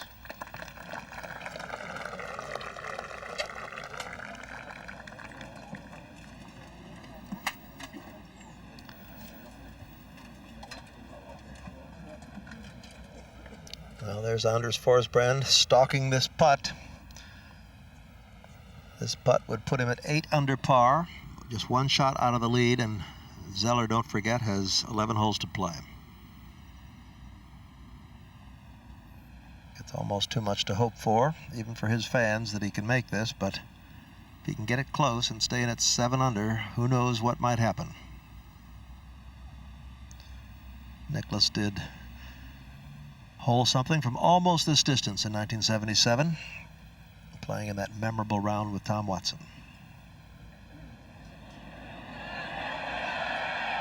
Oh, right into the heart. What a great effort and what a great round of golf from Anders Forsbrand.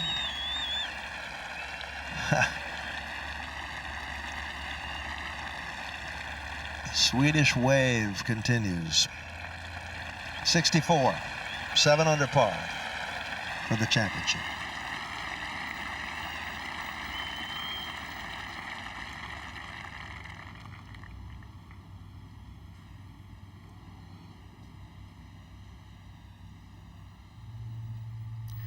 Quickly to the 10th, David Feherty with an opportunity of a birdie. He's just 2 off the lead. That's a good strike. Oh, I think the draft knocked that one in. My goodness. 1 off. Now this is Zoeller at the 8th.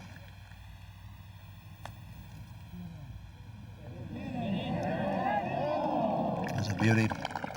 It's one of his great strengths, chipping. He's very, very good around the greens. Oh, a lot's happened in the last few minutes, isn't it? Fuzzy Zoeller remains ahead of the field, but we've witnessed the sad demise of Tom Watson with those 2 double bogeys. Monster putt from Anders Forsbrand on 17, and then completing a round of 64 to finish at 7 under par. And now David Feherty joining the group at 8 under par with that big putt on the 10th. Well, it's building up into quite a climax, and Fuzzy Zoeller needs to keep his nerve, and he's done that a few times in the past, but the pressure and the excitement is building around the Ailsa course. Andrew Coulthard has dropped another shot. He's gone back to level par, but most of the attention focused on events at the top of the leaderboard.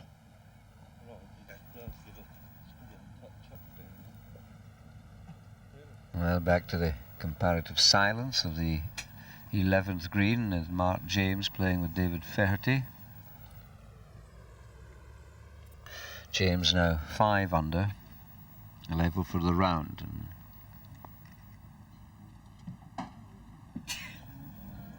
And just coming off the shoulder, that one. This is Nick Price from the left of the 9th. The green up there just to the left of that scoreboard. Ball lying pretty well. Softly. Pin in the back. That was a great shot. That's beautifully judged, well played, and a nice birdie opportunity at this very difficult 9th hole for Nick Price.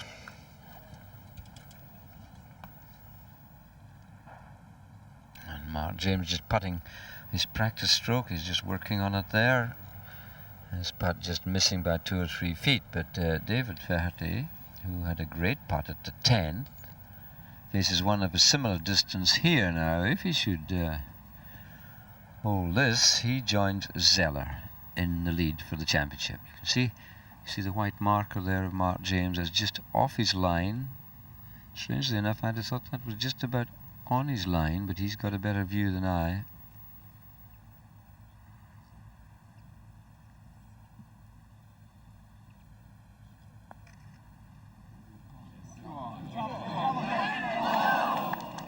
Well, if he'd gone a touch nearer that marker, I think he'd have been closer to the line, but it was a great effort.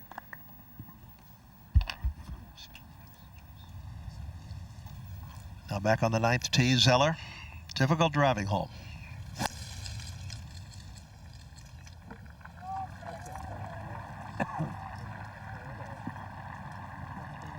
But he's hit it perfect position down the left side. Just going to ease down into the light rough, no problem.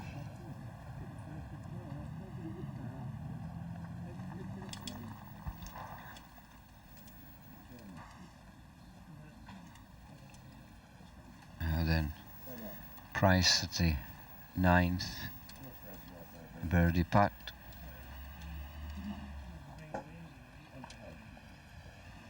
Funnily enough, although there are undulations all around the fringes of this green, once you get onto the centre flat piece, you can see where there's little wear.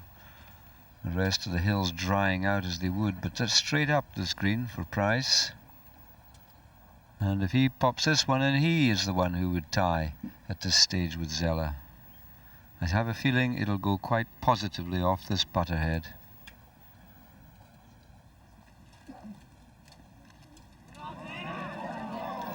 Just turned a wee touch,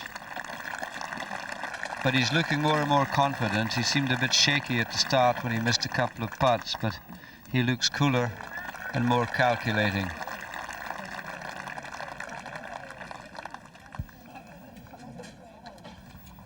Now back at the tee, Brad Faxon, still not out of touch, just 2 shots behind.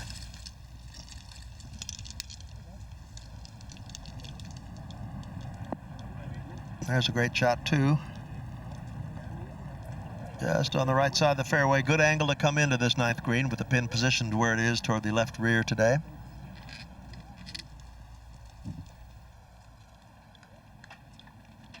Jesper Parnevik on 10, still 8 under, going along steadily, chipping and putting very well. But the wind here has changed right round to the northeast.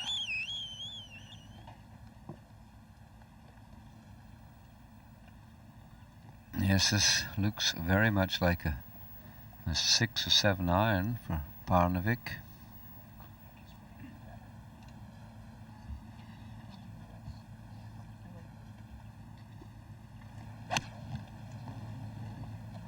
He hits it so hard. In this case, he knocks the curve out of it. That's a lovely shot. Yes, he liked it. Why is he just took the wrong club, you see? One more and it would have been up there. And this is Faherty at the 12th.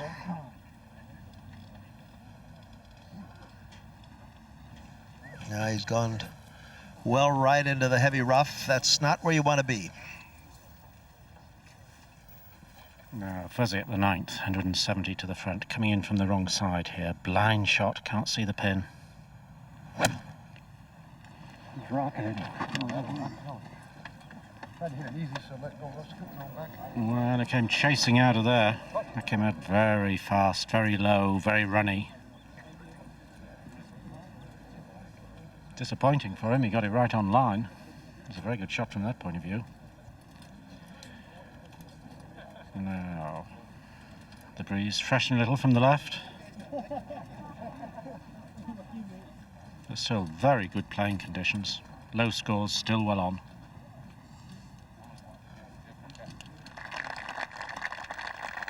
Now, Price at the 10th, 452, dogleg to the left.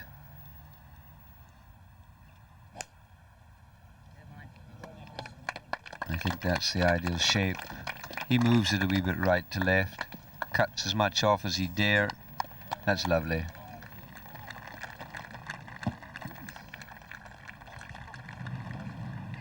Faxon, 168 to the front here. Hanging lie, tends to make you hit it right.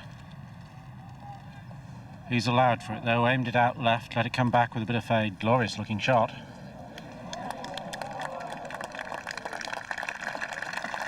Well, played it well, but this is quite a firm green, and the front of the green tilts away from you, so very hard to stop the ball.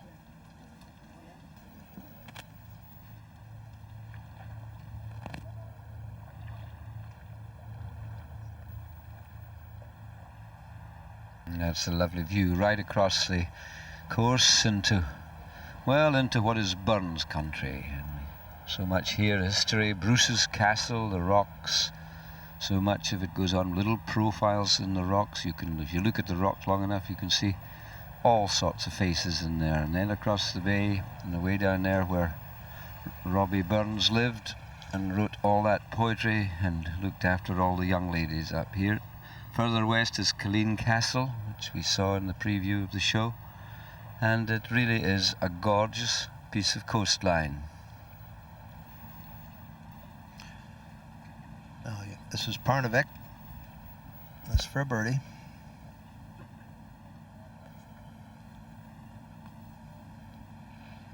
He's been striking the ball with a lot of authority. Very positive player and a lot of confidence.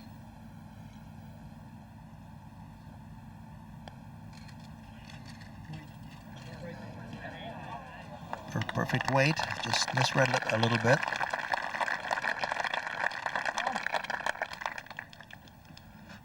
He remains at 8 under, just one shot out of the lead. Now Larry Mize at 13. Nice shot. 411-yard par 4. Lovely from an elevated tee, this hole. It's one of those that you stand up and feel you can hit it miles, and Mize has done pretty much that.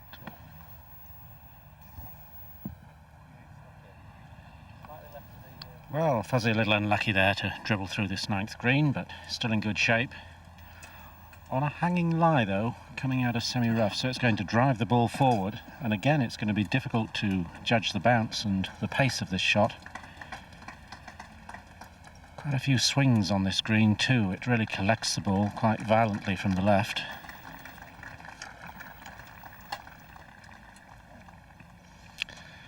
All those 8 unders just mounting up behind him. Fuzzy, the championship leader, at 9 under par. But it's a very slender lead. And a lot of very good players in hot pursuit.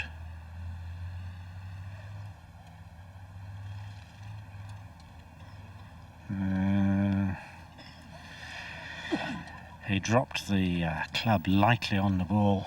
It seemed to check as it hit the rough. Just caught it a little bit heavy. This is Verity at the right of the 12th. Tough position to come into this green from, and he's hit a great looking shot. That's an absolute cracking shot.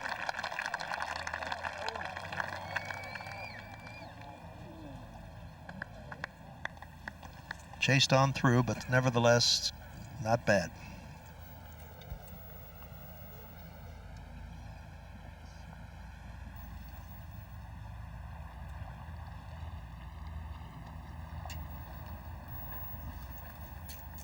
You understand the undulations of the 9th green? Well, Tom Watson and what might have been, eh? He'd have tied with Varden with 6 Open Championships.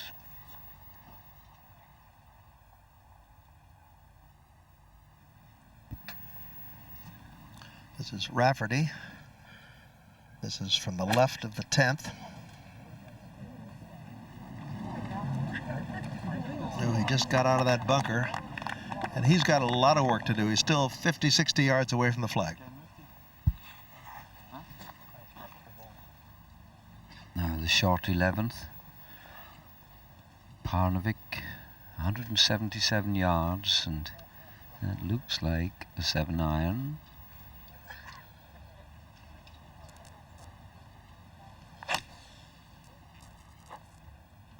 $18 yards up the green, the pin is set. And he's gone a good 15 or 16 yards up it. Strange looking hat. He walked on the 18th green with Jack Nicklaus. Jack turned his peak upside down and walked in with the young man.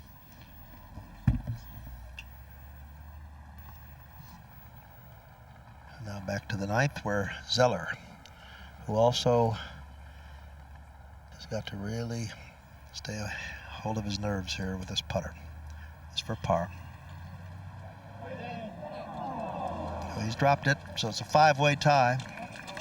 5-way tie for the championship lead right at this moment.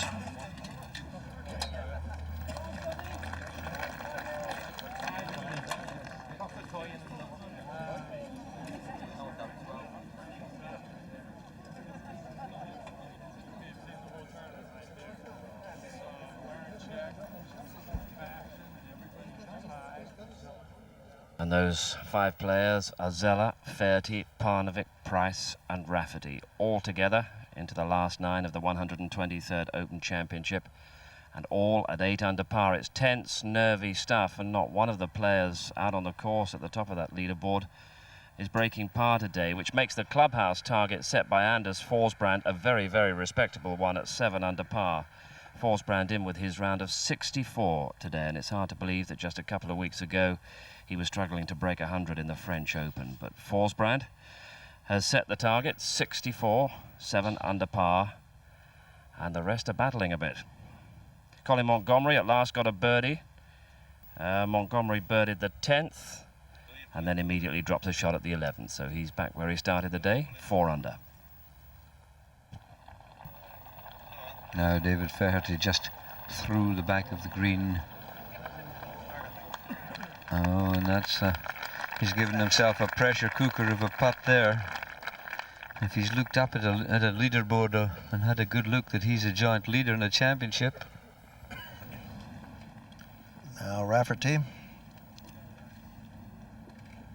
This is the 10th hole.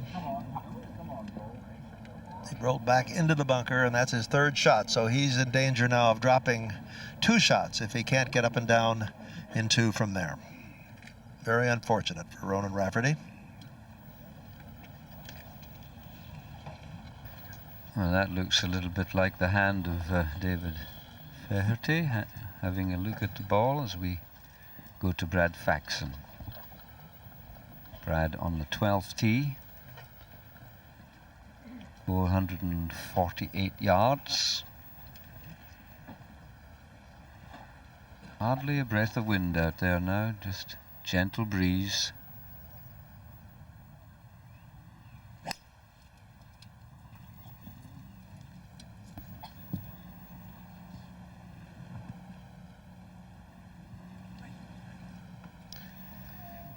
And little yardage markers in the middle of the fairway make you think you can see the ball, but in fact it's well over. It might be beyond the hazard line. And Zoeller.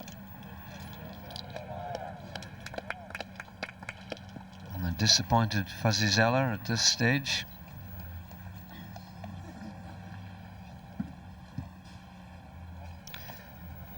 And that one just in the semi-rough down the left side, the ball sitting up well, so no trouble at all.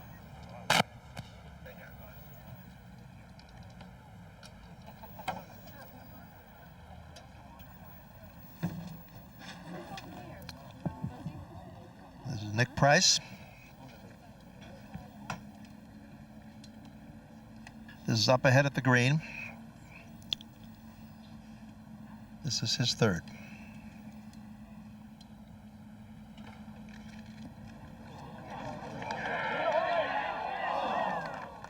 Oh boy.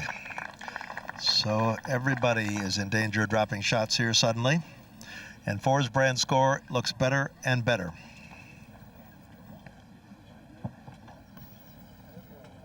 Parnevik at the 11th. And a 2. A new leader. And the holes are running out. Well, wouldn't that be something? But we've seen so many strange happenings today, and I reckon there's a couple of hours still to go. and much to happen. Jesper Parnevik breaks out of the deadlock. He's had rounds of 68, 66, 68, and now he heads the Open Championship field at 9 under par after that birdie at 11. Still a fair way to go, but as was suggested, holes are starting to run out. And who is going to take a grip on this battle? It's becoming quite fascinating.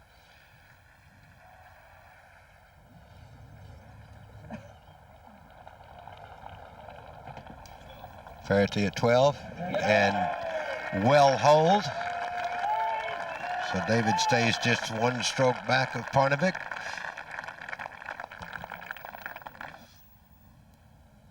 Nick Price at the 10th, trying to save his par. And I think he may have done. Well, it's an old saying, isn't it? Things don't warm up till the second nine on the last day on Sunday, and you think, oh, what a silly thing to say, but my goodness, time and time again it happens. That was a big shot there for Price. Big shot.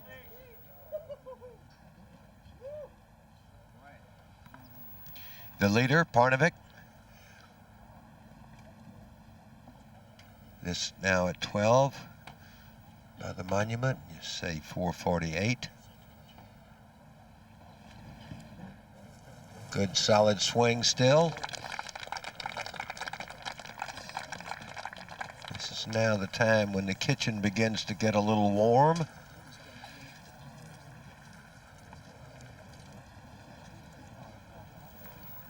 Thirteenth tee, David Fairty. 5 good drives he needs. 5 straight hits and a good iron at the short hole, and who knows. Oh, well, it's all right. One horrid moment, it looks like he's going to hop into that gorse bush. That's all right, good spot.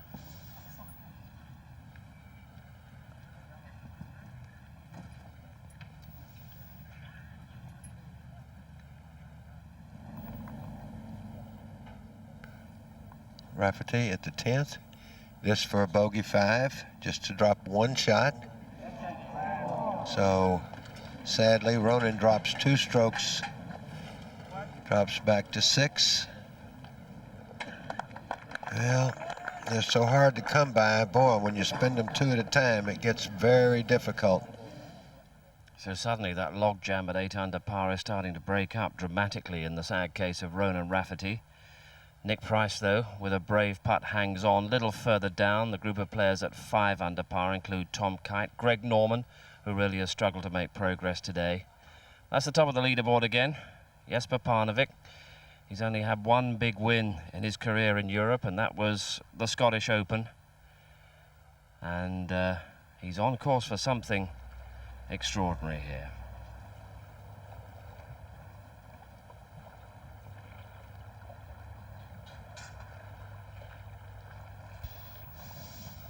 Suddenly all the left-hand side of the course, the outward holes, are deserted. All the crowds move out to the end and turn for home. Faxon will be first to play on the 10th, and after that hook shot from the tee, he's left himself a long and difficult stroke off not a very good lie. The ball sitting down a bit. He's got 210 to the pin. The breeze against and off the left. And things not really going at all well for him. 2 over par today. He's yet to have a single putt. Just isn't working out.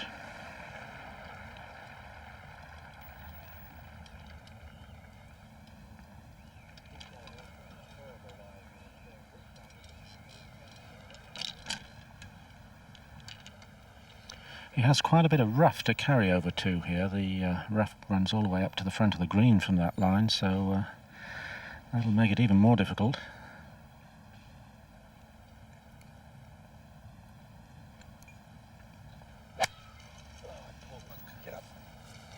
Now, will that carry? I don't think so. No. So, Faxon needs a single putt, struggling on this 10th hole.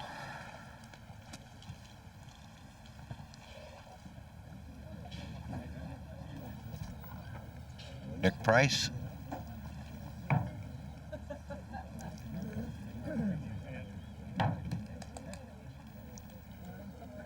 Tee shot to the 11th, and a splendid shot by Nick Price at this 177-yard par 3.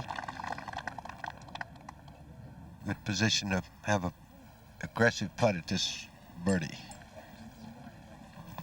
This is the championship leader, Jesper Parnevik, on the 12th hole, 448-yard hole. Now this is, the wind has really taken the teeth out of this hole. It's right down the wind now.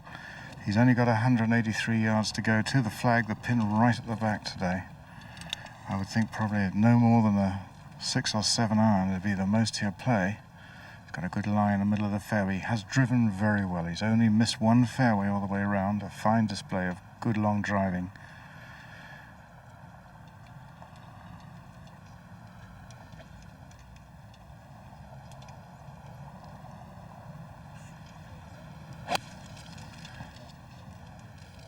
That's certainly on line if it's the right club. And it looks pretty good to me.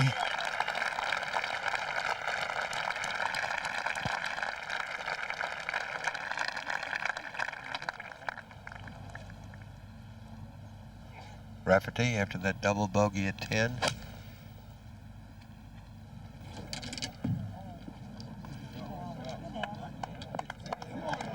And a beautiful shot by Ronan inside of Nick Price's good shot, so Ronan could get one of them back here, which would be exactly the way to fight back and get into this Open Championship.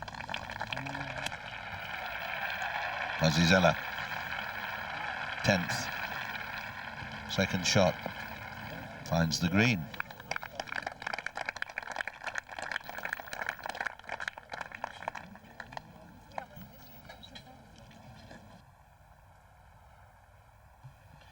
We have had some good golf today. Most of it has been down in the body of the field as a very tense battle is joined at the top of the leaderboard.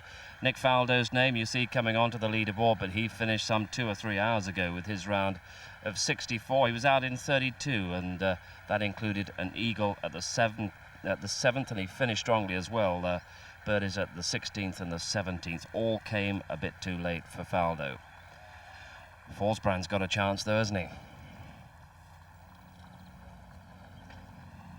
Now Faxon from hanging lie on 10. Needs something to happen.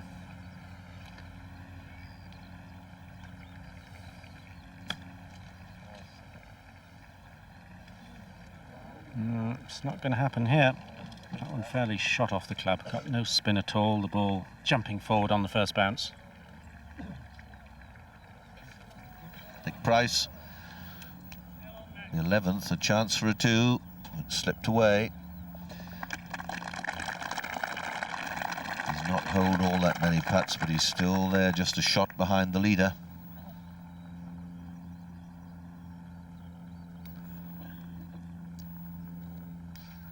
Rafferty has a chance to get one of the shots back, but first we go to Fuzzy. At the 10th, Zoeller out in 35, 1 over.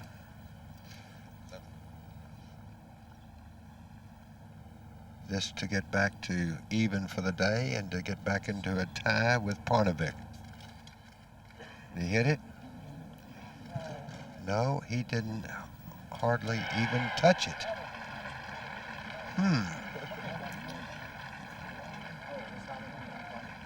Gets a little more difficult. I guess he was watching Faxon shoot by the hole and 13th. David fares his second shot.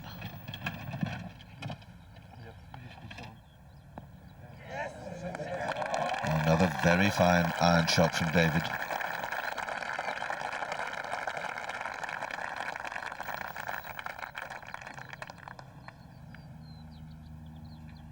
Rafferty, this for a 2, a birdie at 11.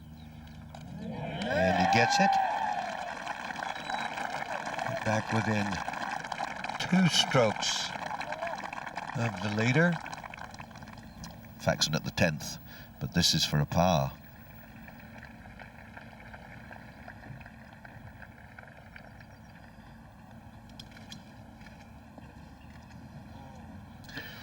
Well, suddenly we're getting a tremendous mixture of golf, and that's, I suppose, the fascination of the game. We're seeing some big names beginning to stumble. The sad sight of Tom Watson dropping 4 shots in 2 holes.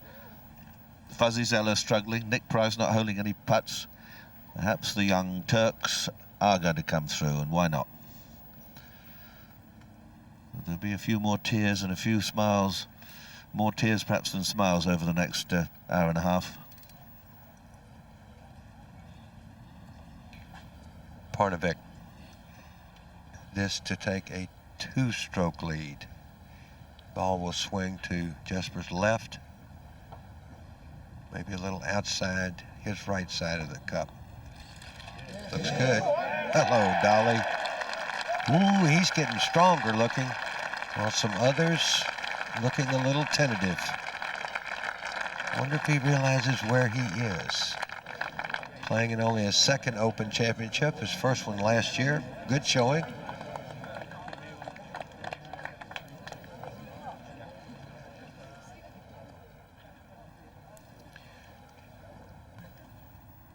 th, David Fairty for a birdie.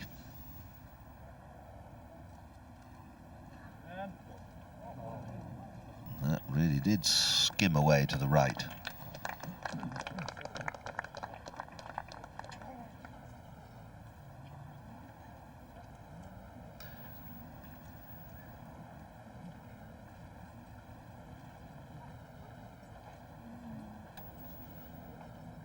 Well, Fairty, we've been saying for the last 3.5 days, has putted quite superbly. Hasn't missed any of these, or indeed twice this length. I haven't seen him miss one. And now would not be the time to start.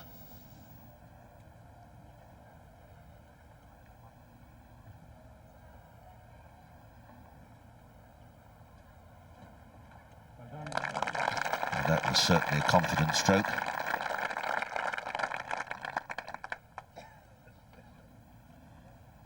Just 5 holes left, and he's a couple of strokes behind. Zoeller, 1 over par for the round, out in 36. This to stay just 1 over. This for his 4 at 10. Ooh, and you get a little older as you make those at 43, so he stays 1 over and 2 shots back now.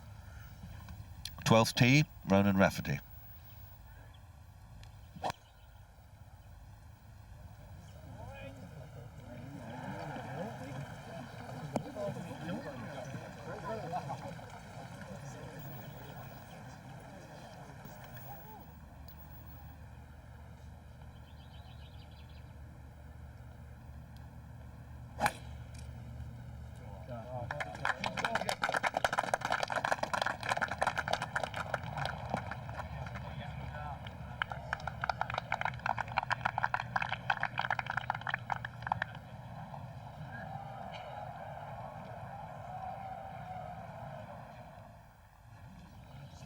Greg Norman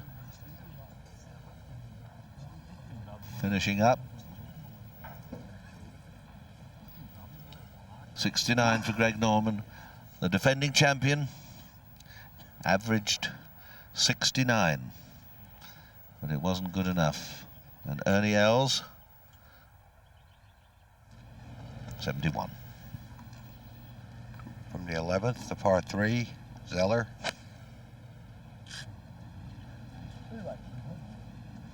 He likes it. He says, be right.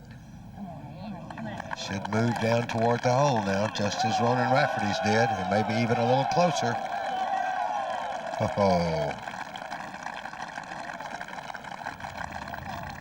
14th, David Fairty.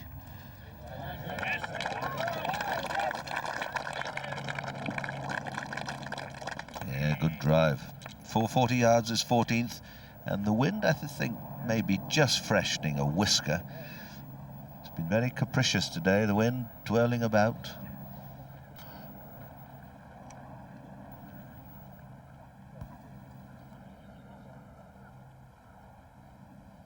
I'm joined at 18 by the man who set the clubhouse target, Anders Forsbrand.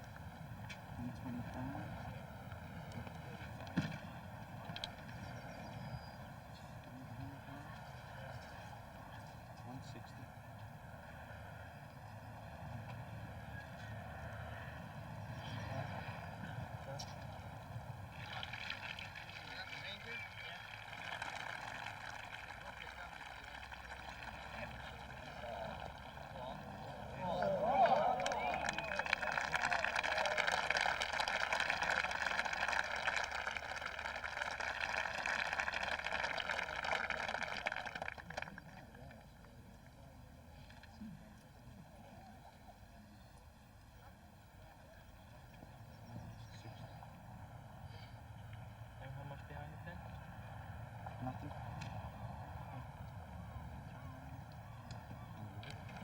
Yesterday, 156 on the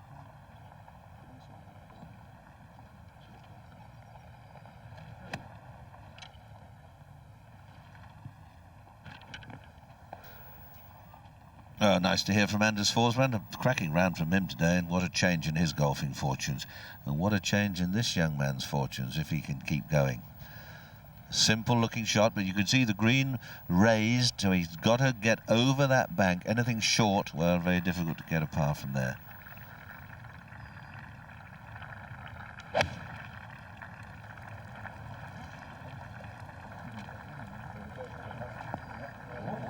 Look at this. Look at this. Well, Forsbrand did say that when he's in contention or he's playing the last few holes, he sort of tightens his game. Peter Thompson, the mighty Australian, used to say that to me. He said he couldn't really explain it, but he said, you know, the tighter the situation, the more clearly I saw what I had to do. Now Watson. Playing alongside Parnevik, and he too plays a very good shot, but the 8th and 9th crippled him. Dropped 4 strokes in those 2 holes.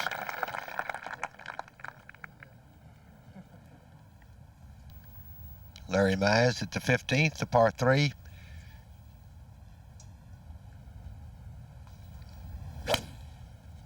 .209.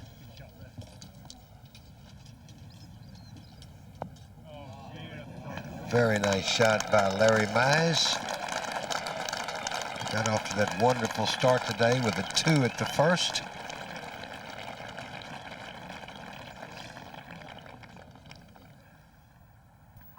.14th, David Ferty, second shot.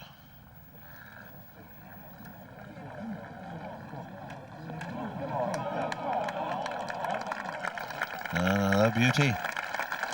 Wind helping him home now. 15, 16, 17, 18, pretty well all downwind at the moment, and there was an hour and a half in the middle of the day when it turned completely around the other way. Remarkable turnaround.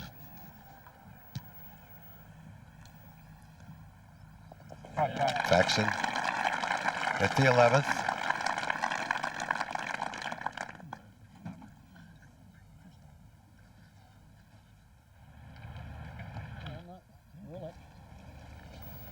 Rafferty's little chip at the 12th on the back of the green. He hasn't done it, has he?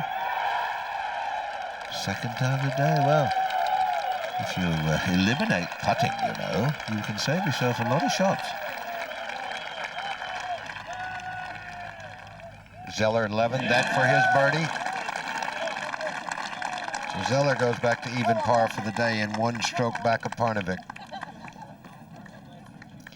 Now all of a sudden everyone's starting to play better.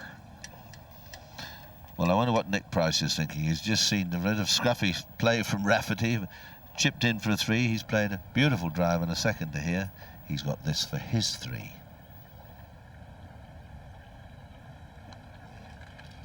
Come on. Yeah. He went for the high jump as well. Ooh, now it is warming up. How sweet it is.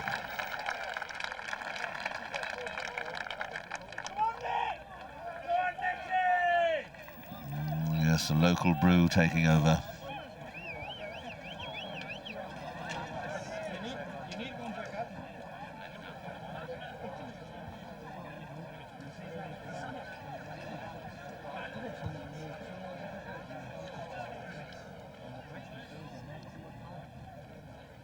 While ahead, Parnevik.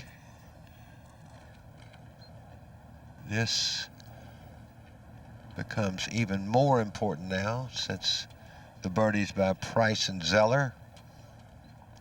2 shots is such a bigger lead than you think. It gives you a chance to make a mistake. This putt should not have a big break. Just play it inside the hole, hit it solid.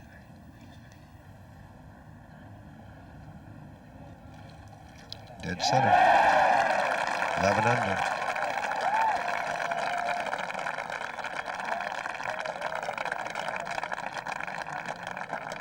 Two under for today's round. He's not showing any nerves at all, is he? Birdies at the 11th, the 12th, and now the 13th. Jesper Parnevik restores his 2-shot lead after Nick Price came at him. Fuzzy Zoeller as well. Ronan Rafferty showing great resolve as well in repairing the damage that he suffered at the 10th. Birdies at the 11th and the 12th from him. There's a lot to happen yet.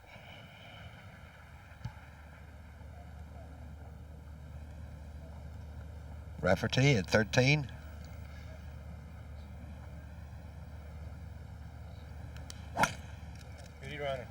There's 2 bunkers to worry about on the drive from the elevated tee. And that's going to be just perfect. Nice drive down the right-hand side.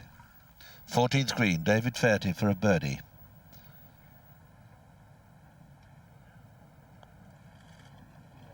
Running well.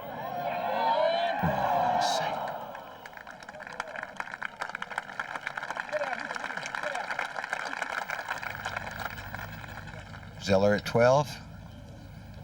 After his birdie at the short 11th.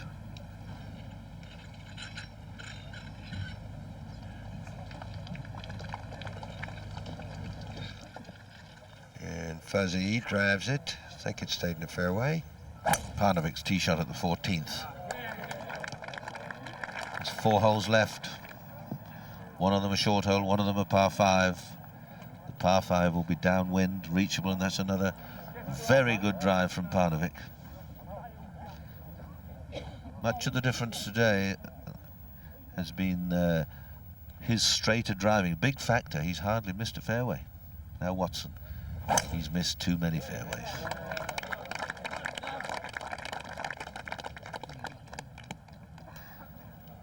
He misses another one, albeit just by a few feet, but Tom's wayward tee shots have cost him dear. He may have 3-putted, or the troubles may have looked more at the green end, but you've got to be on the fairway from the tee if you can.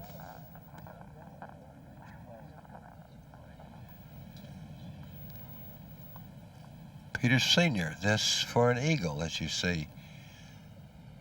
It's at 17.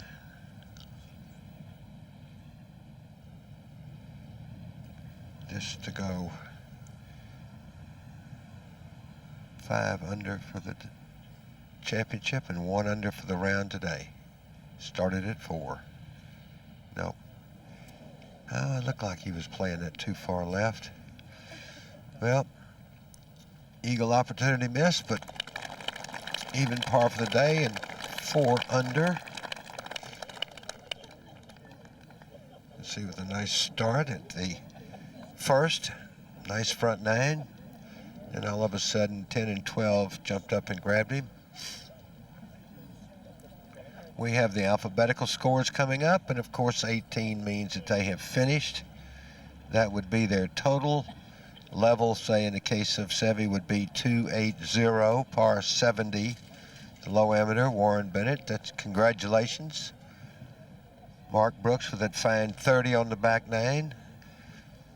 Calcavecchia, an Open champion in the past. This one's got some collection on it, the one in front of it, right?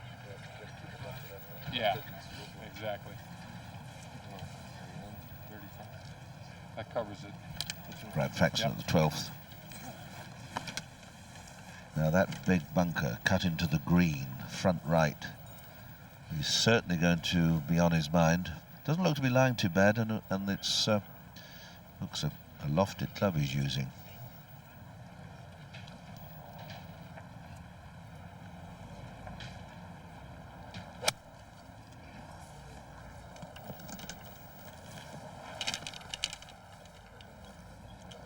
Yeah, got a good firm bounce from the front of the green. That might swing around and go back a bit, will it? No.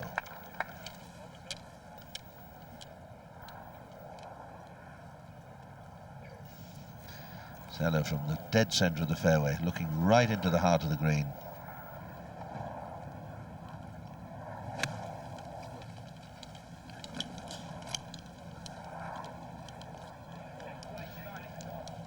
Didn't get the bite.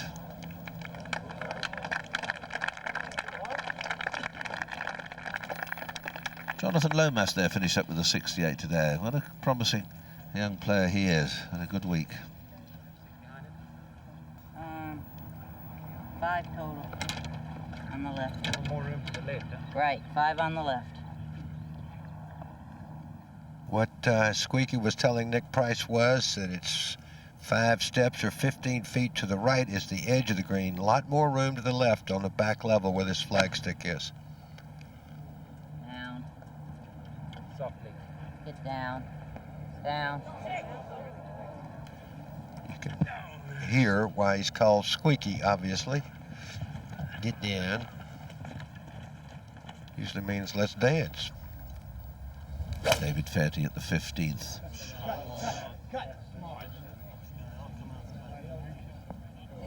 That could come on nicely. Tremendous support. A lot of fans have come over from Ireland. Parnevik second shot to the 14th.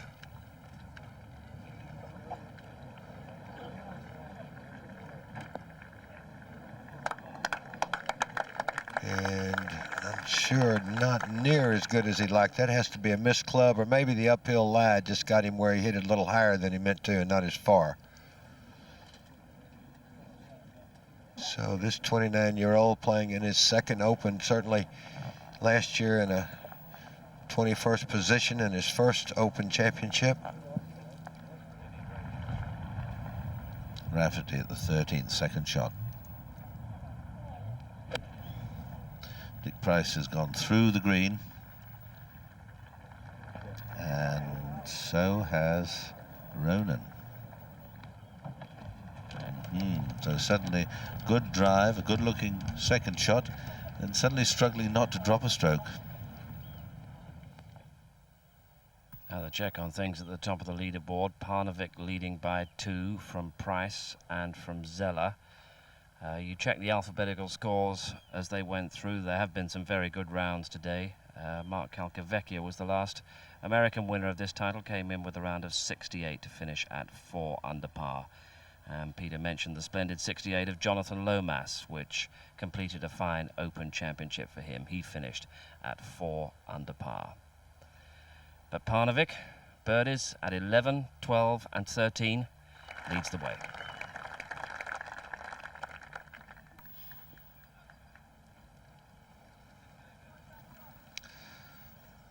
I must say Parnevik has put on a most impressive display here today. He looks relatively calm and cool, and of course the pack are now chasing him. Tom Kite got off to a great start at the 17th, over the hump, his third shot down the hill, right to the hole side, so that must surely be a birdie for Tom out in 34. See that start, 3-3-4-2, wonderful start, but then 8 and 9 took its toll. At 13, he's just really guessing trying to play a shot like that. That had to be a very poor lie that Ronan had over the green at 13. Ronan giving his friends watching a roller coaster ride here today with the bogeys, and see the eagle at chip in at the first chip in, I should say, there at the 7th. Birdie at 11, chip in at 12.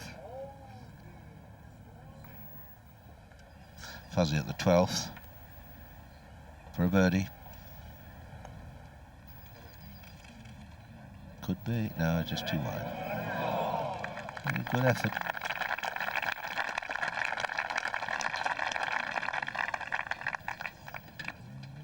Price now with a little better lie because he can pitch his in the air.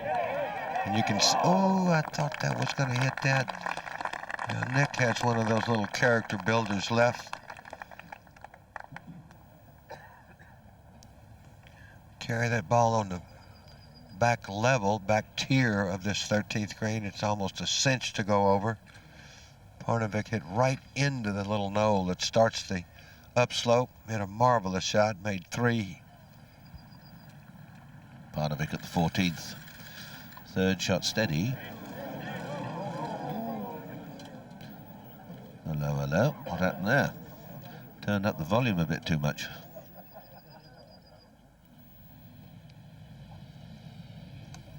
Kite up ahead at 17. This for his birdie 4 at 17. This to go 7 under for the championship. And 3 under today for Tom Kite. Just 3 under with those 3 bogeys, 3 bogeys rather. 8, 9, and 10. You say what might have been. What might have been. But his level of consistency for all the years that he's been a professional is really extraordinary. Hard work. 15th. The last of the short holes. David Ferty putting for a 2. Just up the left side.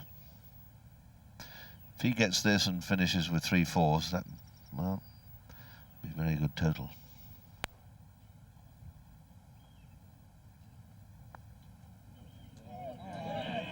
That's a good putt too.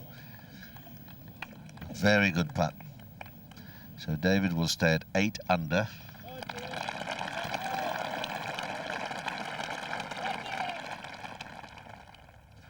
And 13, Rafferty par to stay 8 under. Oh, little pull. Parnevik has this putt at the 14th for a par. Look at this. I tell you, must be his day. It must be his day, mustn't it? When you do something like that. Well, that could have, well, it could have been a crippling blow if he'd missed that. But he didn't.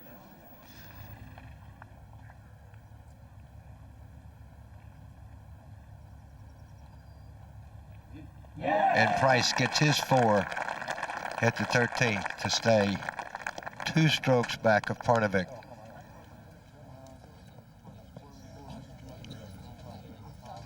Move across to the 15 holes, really running out now. Parnevik has a 2-stroke lead. Been a cracking day. The last 2 days have been absolutely a joy to be part of.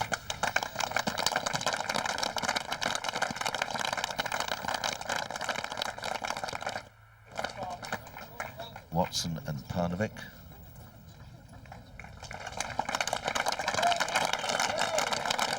That's the target. Parnevik started with 10 pars and then just has birdied the last 3 holes. Quite remarkable.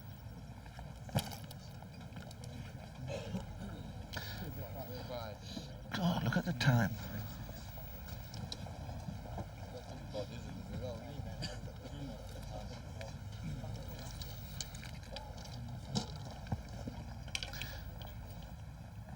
.209 yards is the regular measurement here.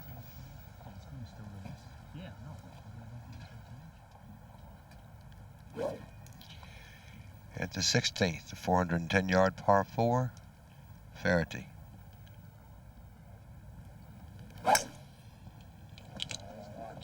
Don't want to go left.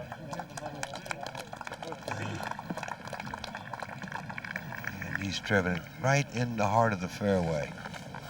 Very fine drive by Faraday. Parnevik prepares.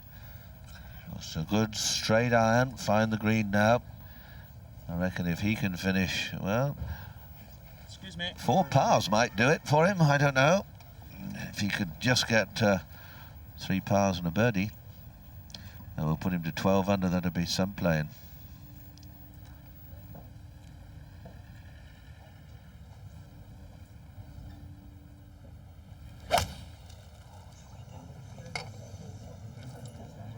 Crowd are very quiet. That's why. That may have stopped on the banker. It may have gone right down to the bottom. It's gone right down to the bottom. The lap of the gods now.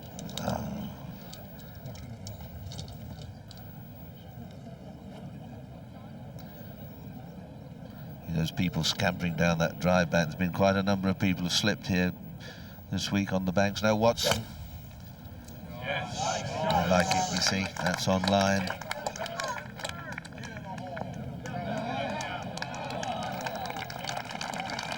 Now Parnevik would have liked that one. But if he's got a reasonable lie, there's a bank behind the hole. He could still get down in the chip and a putt. He's got to go from there, up the bank, up the hill. The flag is fairly well across. Mind you, if he goes to the right, there's that bunker also there, but it's possible to get relatively close from there.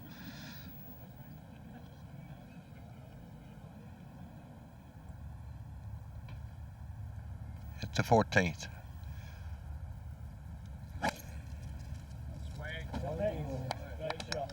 Nick Price looked like it started down the right-hand side, and it did at the 14th. 440 yards, bunker left, short. It's caught so many people this week.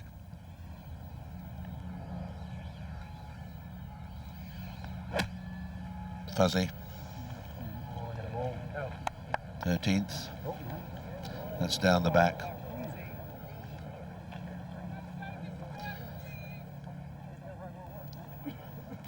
Well, they're all, it would appear, trying to assist Mr. Parnevik. Parnevik's ball is right down, nearly down to the bottom of the hill, not quite. It just got caught on a ledge of grass. His problem is going to be he's going to have to come, his club is going to have to come under the grass and onto the ball, because otherwise he can't get at it. So it's going to be a sandwich, popping it up in the air and really hoping for the best. It's a horrid place and very much in the lap of the gods.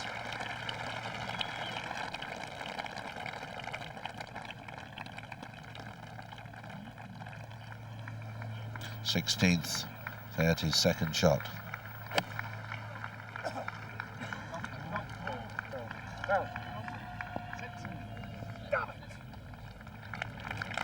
A little bit bold.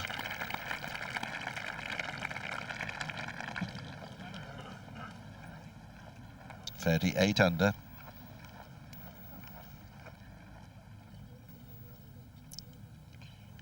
You have a look at Parnevik's ball at the 15th. You can see what Mike Houston was talking about. He has all that grass against him back there. So this is really a shot that you're going to be guessing on, no matter how good a short game you have. I mean, you can get a lot of grass and the ball's not going to go anywhere and you're not going to get up over the bank. You're going to have it come back to your feet, or if you catch it cleanly, too cleanly, that bank is not going to save you that Peter talked about behind the hole. So you may see something like somewhat of a bunker shot type, because he's not going to be able to catch the ball first. Doesn't this happen at excruciating times, no matter what, how big the tournament is, or how small?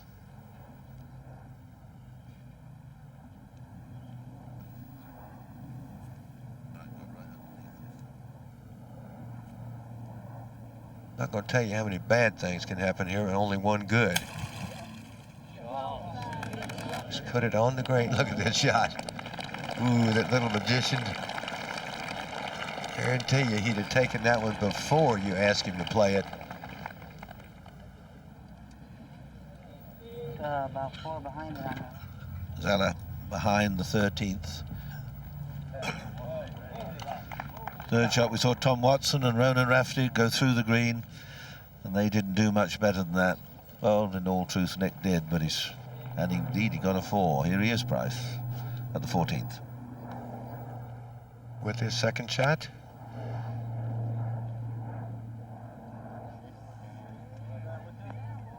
And golly, I've never seen so many balls just jump out of the rough, and that's well over the 14th. Tom Watson for a 2 at the 15th. Could be. Oh, Tom. Hard luck.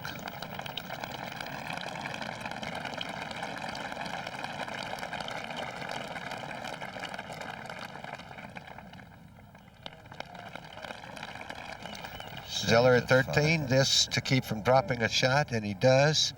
Falls back to 8 under. And with Price in trouble just ahead at 14, Parnevik also looks as though he's about to drop a shot.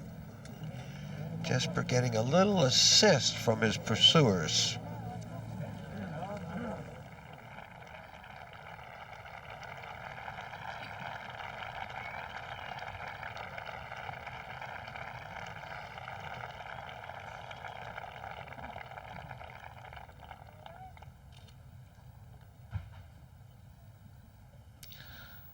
Well, he held a big putt on the last hole. Must have been 16, 17 feet.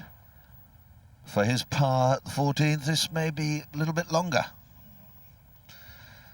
Just up the left side.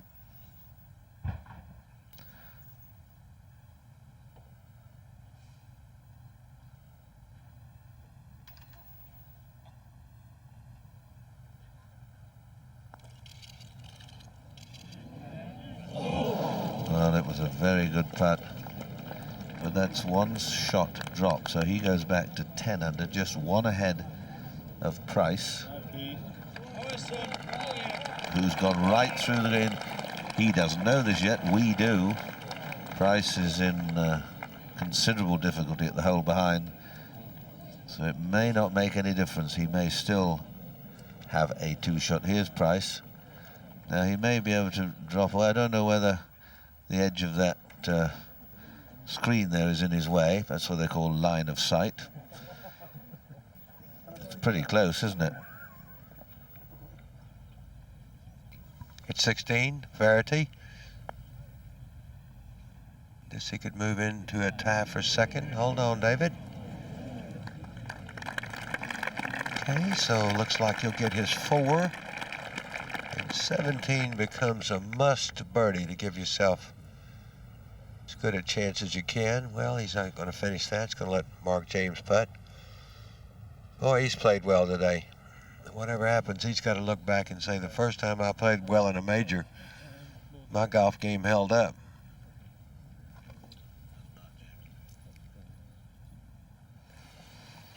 And Price, actually, that second shot looked very good in the air. It's surprising it would have gone so far through, but here he is with a very crusty, hard, bare lie. No real green to work with. Just a few cables here being removed, and it may well be he's going to play underneath. But it's going to be a difficult up and down. He achieved it on the last hole. Very good little chip and putt there, but this one will certainly test him, good as he is. Looks to me as if it may well be a running low sort of shot into the bank. Be very hard off that tight lie to pitch the ball up to the front edge of the green. Everybody hold real still, please. See from his action there, it's going to be a little low runner.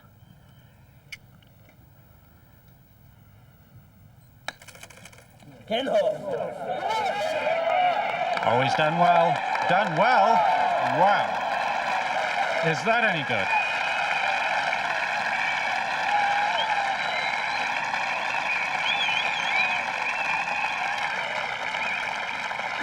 Well, a great shot there for Price. Not often you can say great, but that was a great shot.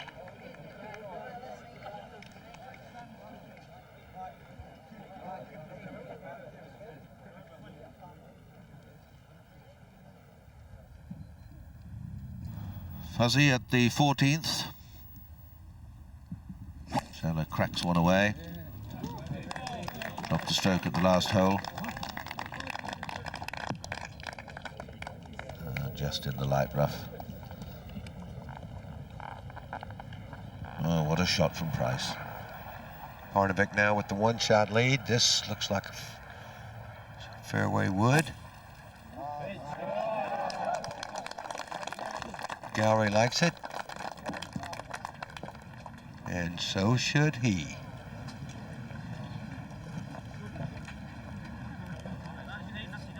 Don't get in that divot. Ooh. So we're near the climax. Another check on that leaderboard. What a brave shot that was from Nick Price. Still got a putt to hold, but Jesper Parnevik drops the shot on 15, which reduces the gap back to 1. David Fairty, Fuzzy Zoeller still in touch. Anders Forsbrand in with his round of 64. Ronan Rafferty also 7 under par. Exciting hour coming up. Fairty's tee shot at 17, the par 5, 498. David is coming down, may give you a chance, but boy, good drive in the fairway on this hole. You can reach it. Must a birdie to have a chance, I do believe. Big moment here for Nick Price. He had a wonderful result after going through the green, just scuttling it back up, and he got down in 2 from through the green at the last hole. Like having 2 birdies if he can pop this in.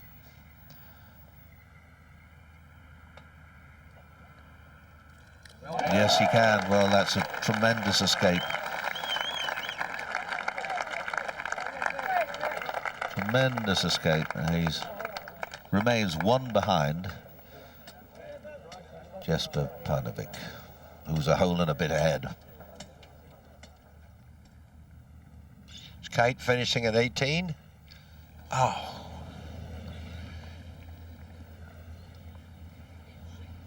He's going to drop 2 shots at the 18th with the double bogey. And really a sad way to finish after fighting all day. 69 though, and 275 for the championship.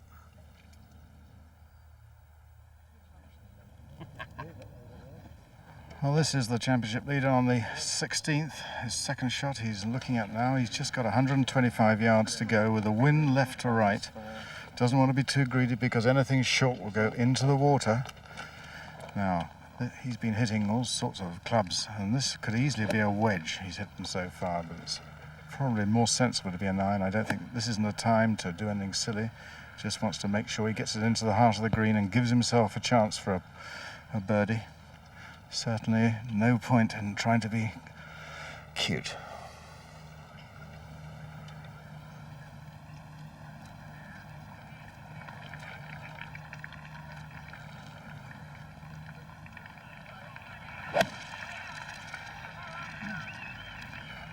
Seemed to strike that very well indeed, and how well he did it. Beautiful shot by Parnevik. Certainly gives himself another opportunity.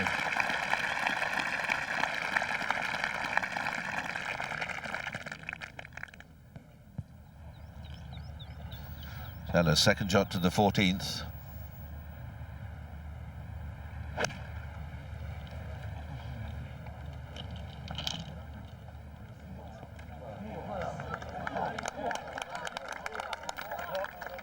Steady, good roll back.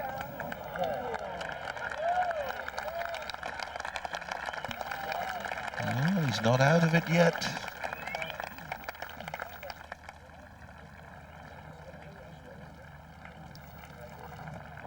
This is the last match.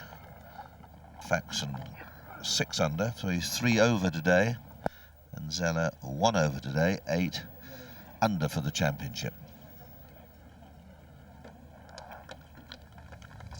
At 15, the par 3, Nick Price. 1 stroke back of Parnevik.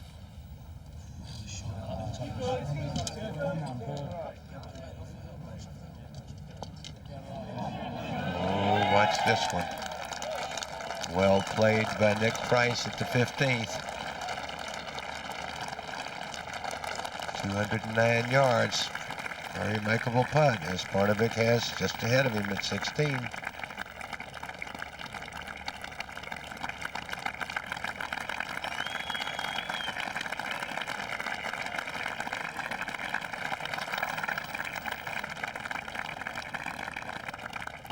Two very good seconds to this 16th. Second shot, Fairty at 17. Don't go right. Don't go right, he heard.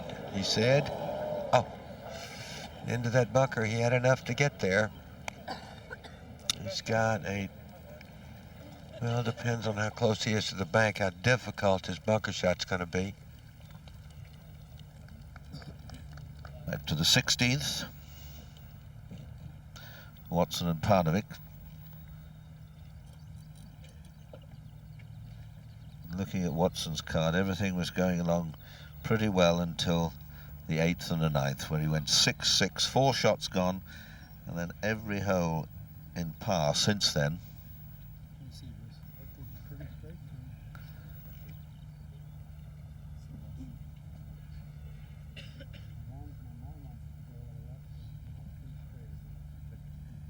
Parnevik will be watching this, but although he's not on exactly the same line, he'll get an idea of the speed of the putt down the hill and how much he comes from the right.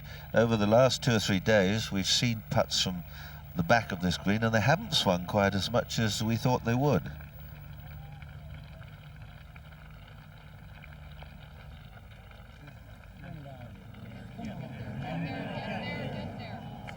Look at that, that was on line but short. 4 for Tom.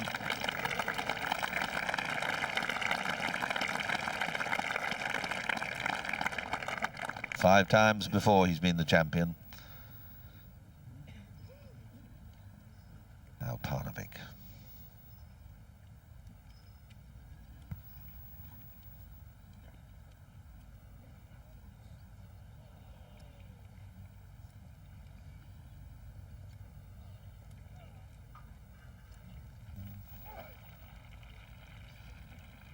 There it is. And there is Mr. Parnevik. 18 feet, 20 feet down the hill. He's a stroke ahead.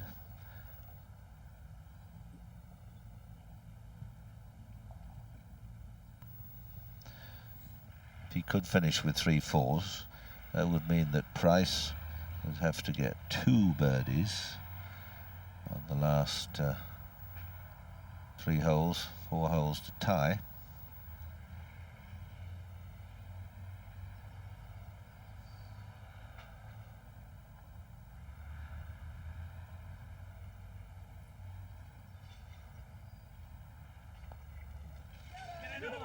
Hello.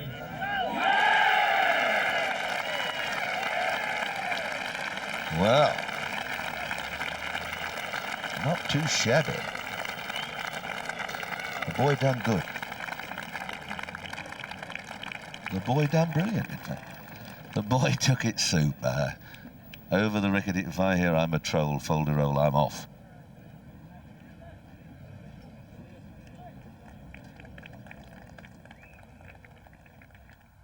Zoeller, this at 14 to get to 9. Oh, just slips by. Fairty with a very difficult bunker shot. Very difficult at the 17th. Played it, well, I doubt he might have been able to play it a little bit softer.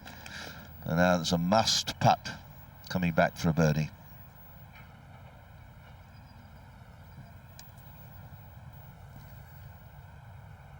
At the 15th, Rafferty for 2 for a birdie.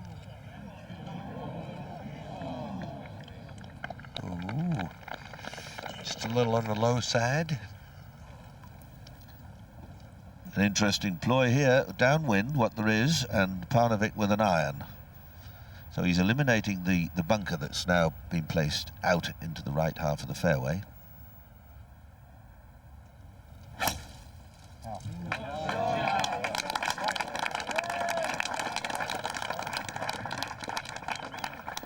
Well, you don't really want to miss the fairway with an iron. Now he's going to roll back, and he's on the upslope. See the bunker on the left there? That's what he was desperate to avoid.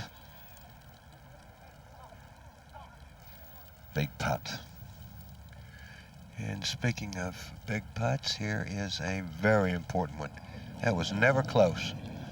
It started right and was going right, and Nick knows it, and he knows what has just happened.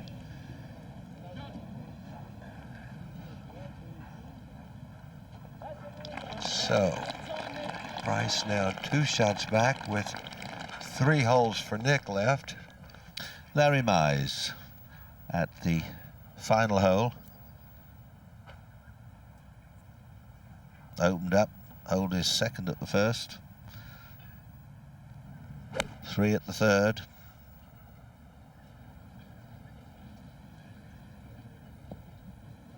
No, just missed the target at the final hole. And the flag today is in a little awkward spot, tucked in on the left-hand side, out in 32. Wonderful start, but then 3 strokes dropped on the inward 9.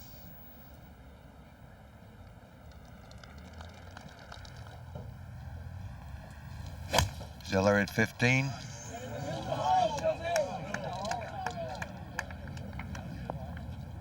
And right on land, what a marvelous looking shot by Fuzzy Zoeller. So maybe, just maybe, but somehow you've got to make up to 3 strokes in 4 holes. Price at the 16th. It's a very quick swing, is it? Very aggressive.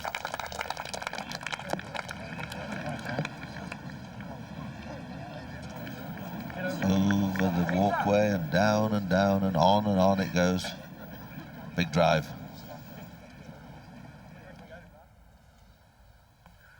It's a must at 17. Faraty for birdie. Sadly, we are now told he took 2 strokes into bunkers. If that is the case, that would be for 6.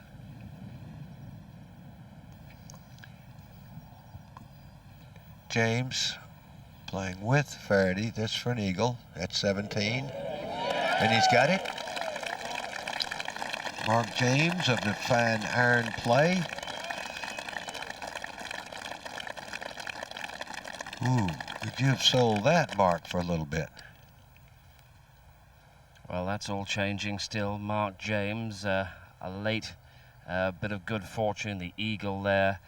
David Faraty possibly dropping back a little will confirm exactly what he did at 17. But Jesper Parnevik, no one really seems to be able to match the momentum that the astonishing Swede has established over the last few holes. Birdie at 11 to take the lead at 9 under. Birdie at 12 to stretch it at 10 under. Birdie at 13 to go 11 under. Big putt at 14 to save par. Drop shot at the next, and that enormous putt at 16 to take him to 11 under par and 2 shots clear of Nick Price.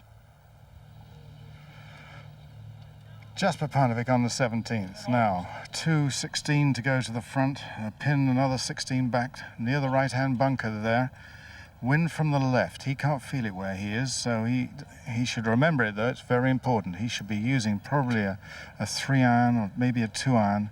Slightly uphill lie there.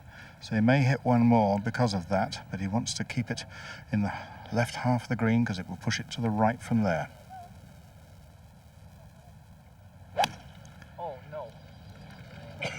That's going down the left, rather badly down the left.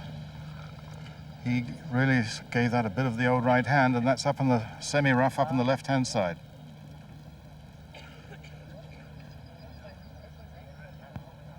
Oh, I think that was because he was on the upslope trying to force it up the hill and just pulled it left, but it may not be all that bad. Hey guys, back please. Quiet, please. Tom Watson just a few yards further on, very dejected, having put up with all this today. So often he's been the hero, and today he's just another bit part player. Straight into the heart of the green by Tom Watson. Good shot.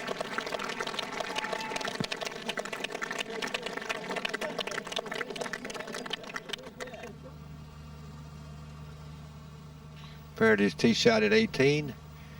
After the 6 at 17. Come on, David, make no more than 4 hit the last hole. Bunkers in play down the left side. And he's driven it well past them, just into the rough to the right. The 15th, the final pair. Fuzzy Zoeller has a putt for a 2. He had a chance for a birdie at the last hole and it just stayed right on the edge. this to go to 9 under and join Nick Price in second place.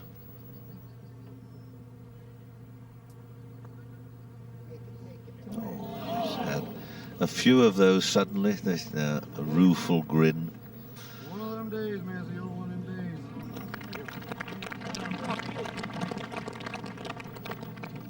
days. 3 holes left for the final pair. Jesper Parnevik 3 strokes ahead, but playing the par 5 17th. He's missed the green in 2, so it won't be all that bad. If he takes 3 more to get down, he still will not have dropped a stroke to par.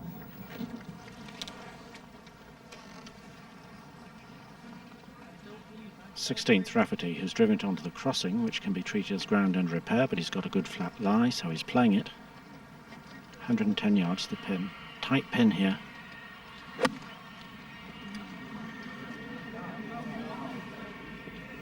No. That's back in the hazard. So a penalty drop coming out here, I suspect. Very good Open Championship pin placement. That really makes you think. Do you attack? Do you go for it? Do you play a little long, conservative? Well, it just depends how you line the championship. It's got to affect your thinking a great deal. Now Price, who really does need a birdie.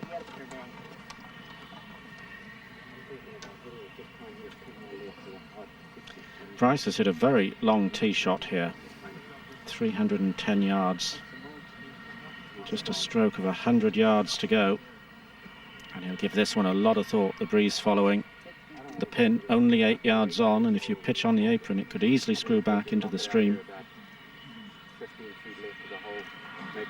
It's just that awkward length as well, because it's a very good full Sandown, or it's a wedge. Parnevik's third shot at 17, not a bad lie at all, but he's going to have to pitch it pretty much on the first sort of third of the way to the green and let it run down the hill and to the flag is going to be the way to play it. I don't think he can get enough spin on it to knock it further up than that. He's going to have to rely on more of a pitch and run.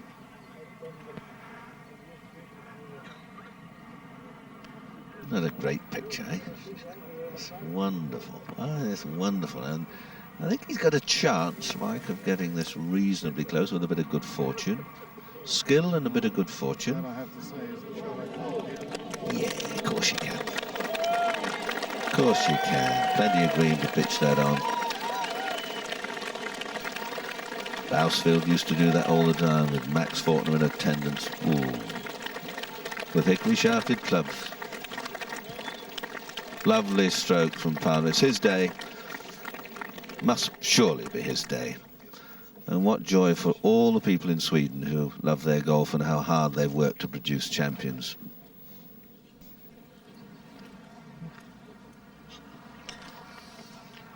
Well, I know this. Nick Price could hear the fat lady starting to warm up unless he makes a birdie here.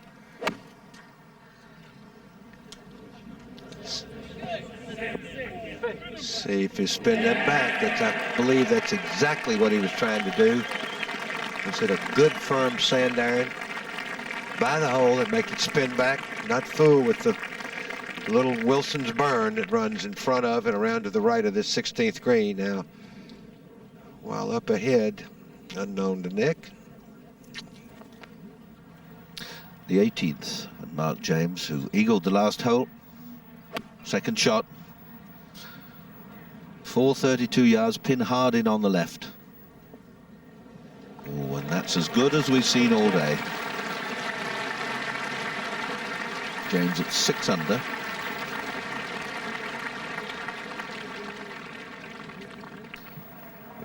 Now Fairty. David Fairty. Tragic, well, golfing tragedy at the last hole, 6. And he's down, and that's not good either. Suddenly it all collapsed in one fell swoop.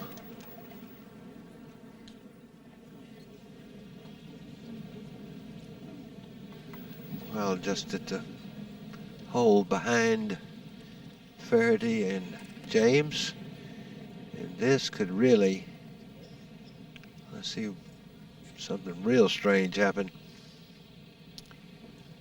Give Parnevik a 3-shot lead. 12 under, which would be, if he makes 4 to last, a score of 268, which is exactly what Watson shot in 77. Get that back 9. Made 5 birdies on the back 9 with the 1 drop shot. Make 5 birdies on the last 9 of an Open Championship, you probably are going to win when you're playing in one of the last few groups. Move from 17 green and fairway back down the course to the 16th green.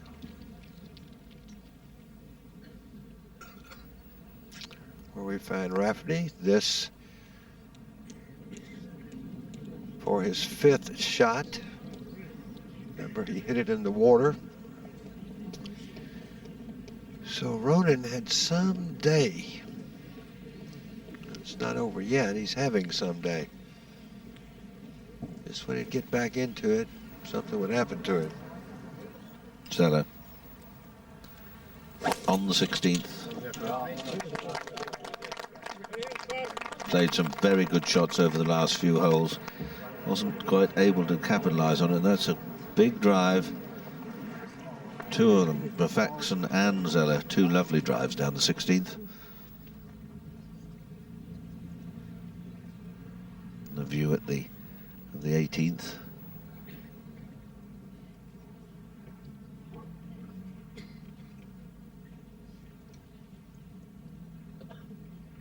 Looks amazingly like the 18th, actually, with the stands behind You're quite it. right, The hotel. it is it? Yeah, it's amazing. So, well, my German Shepherd nudged me, and I knew right away that I needed to get my glasses. He knew it was 16 green and Nick Price. But Nick and Squeaky looking this over as they should. This man has already been runner-up twice in an Open. It's not the kind of record you want to chase. These opportunities don't come often. Okay, Nick.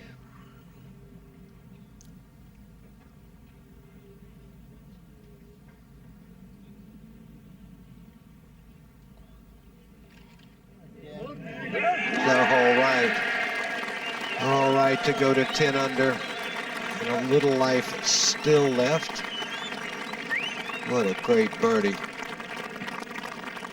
What a great birdie. Now, all sorts of things can happen. I mean, Nick can obviously reach the 17th, the par 5 with 2 good shots.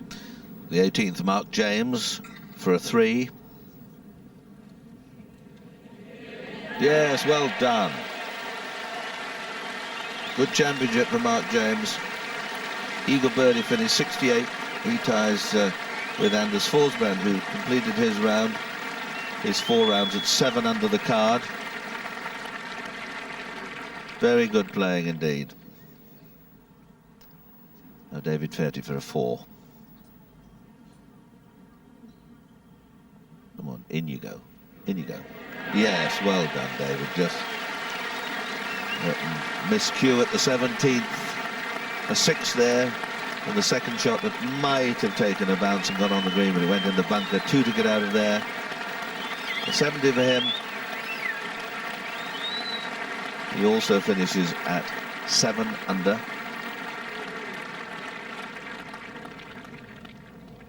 Back at the tee, and I'm a little surprised at this. You're the man! A lot of people, that guy's an American, have him killed. Yelled, he's the man, or whatever. Great drive.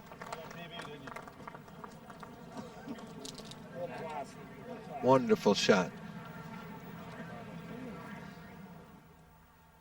Well, it's clearly not over. Not quite over anyway, but Parnevik playing the 18th, 2 shots clear of Nick Price, who needs to pick up something at the 17th, an eagle ideally, or a birdie, and then he'll face the task of birdieing the 18th, which he hasn't managed all week. Not over quite yet, but Parnevik in an immensely strong position. All down to Price.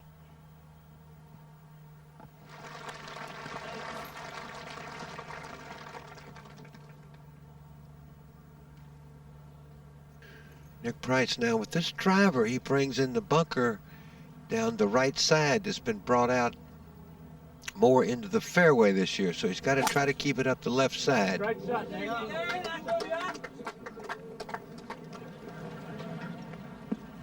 Oh, and he got to the right of that bunker. Well, that was pretty nervy. Of course, his way into the green now with the flag sticking the right side, it's going to be very hard for him to get it close to the hole, even though it's certainly reachable. Tom Watson at the 18th.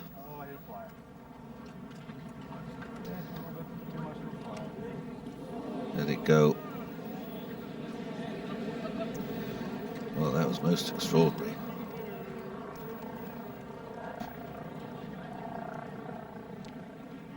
Well, this is Jesper Parnevik's ball on the 18th, just in the semi-rough here, which might just affect it a wee bit. He's only got 152 yards to go, but the pin is in a very awkward place, and I think he would be well advised not to go for it, just to go a bit right of it, which is a bit safer.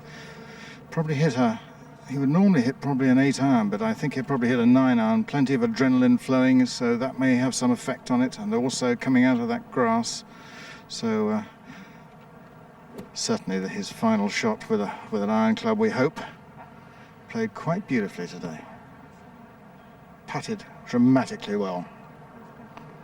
Every time he's missed a green, he's got up and down. He's done really well, and he's kept very cool. And all of Sweden must be very proud of him.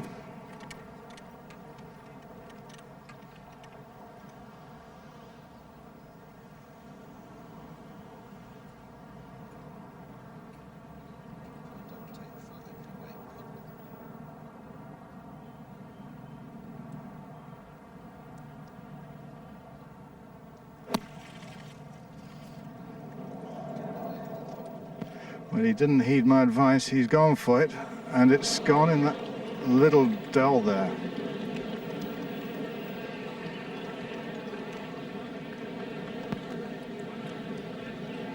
Well, I don't know really, Mike, whether he went at that or whether he pulled it a bit. The old right shoulder came over a bit, and he's gone exactly where you told him not to, because he's in that very lush, grassy hollow. And if he gets down in 2 from there, that'll be, well, very tasty indeed.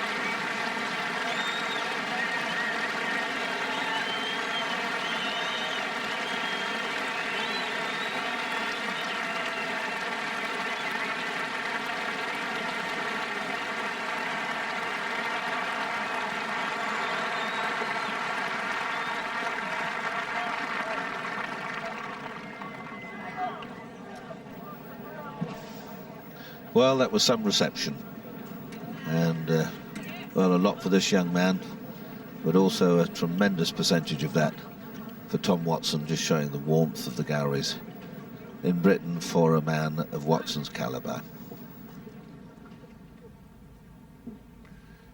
Zoeller. This for the 3 to go 9 under.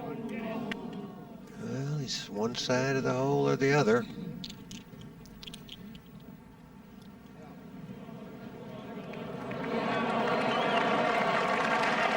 Watson played very quickly, chipped up, you can see 6 feet or so away. On the other side now, at the moment, Parnevik.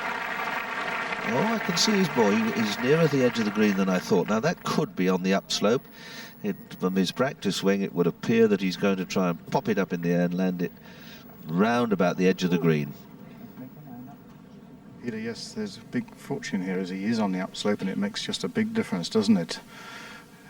You know, if it was on the other, anywhere else, he could be having a really awkward one, but I think you will agree this makes it a lot easier. Still a very difficult shot, though.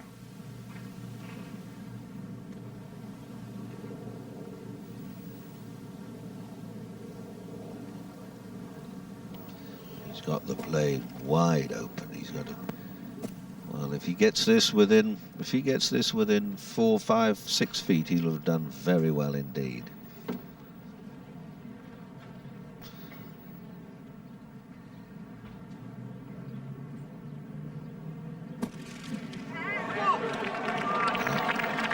Well, he just slowed down on it a little whisker and he was going to hit it.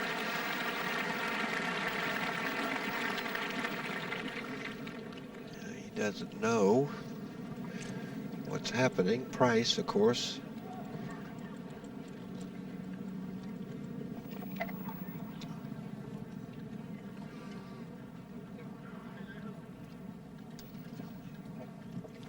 Now Price, who's hit a booming drive down 17, down the right, on the high ground, gets a view of the pin, 198 to the front, and can get home with a 6-iron.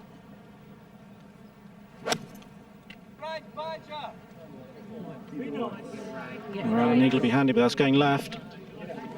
Just hanging on. Slopes will bring it back. Not really what he was after. So, a birdie in sight, but it doesn't look as if it's going to be much better at this stage.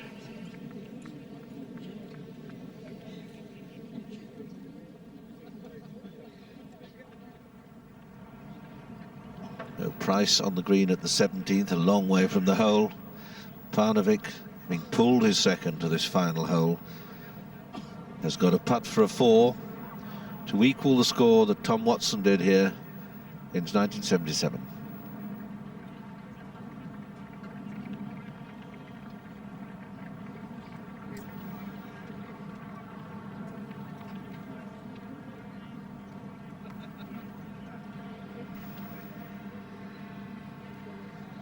No, he knocked it left. Wasn't a bad putt, but he was just too bold up the left-hand side. So he finished 3, 4, 5.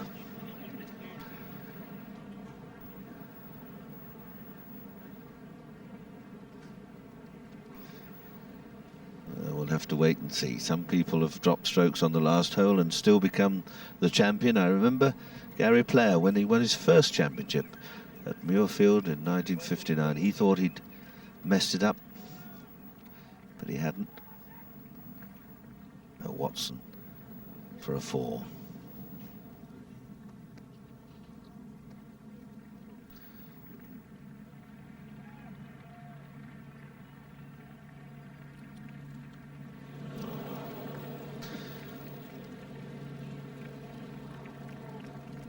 He 3-putted the 17th as well. 5 at the last. 4 under 74 today.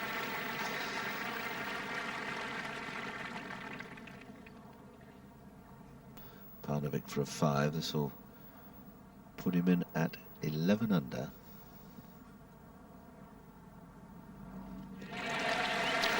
Well, now he's got an agonizing weight.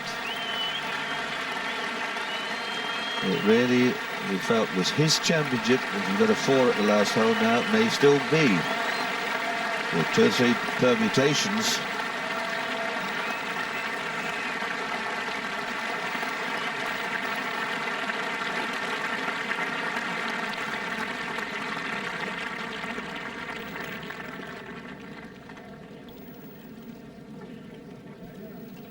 All they can do now, go into the recorder's office there and check the cards. Zoeller. It's the 17th.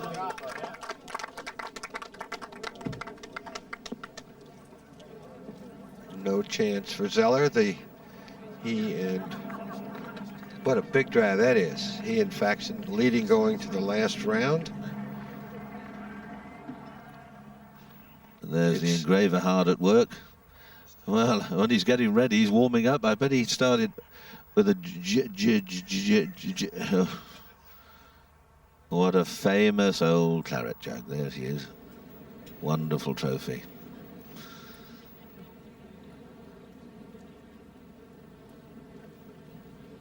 Well, what makes the issue still somewhat in doubt? Nick Price, 10 under par, on in 2 at the par 5.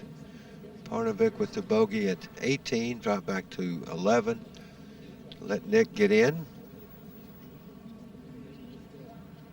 Back on the 17th green, and Nick Price 2 putts from there for a birdie, but it's very interesting. You see, he's been on this green for about a minute or so, and they altered the board about 30-40 seconds ago, so he sees, or he doesn't see, the board says Parnevik 11, but he hasn't had a look yet. It'll be very interesting before he putts if he has a look at that scoreboard.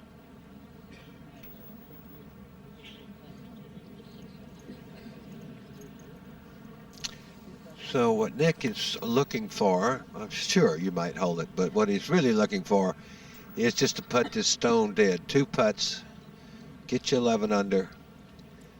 And then, as a matter of fact, you are in sort of a sudden death situation. 4-4, and let's go play some more holes, Jesper.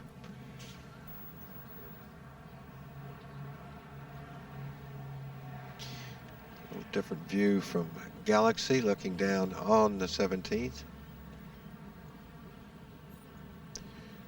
And if something terrific should happen and he holds this putt, he would then have a 1-stroke lead. This putt will go to Nick's right. See, he has a very short grip on his putter. This from about 75 feet. Hello. Hello. Can you believe it?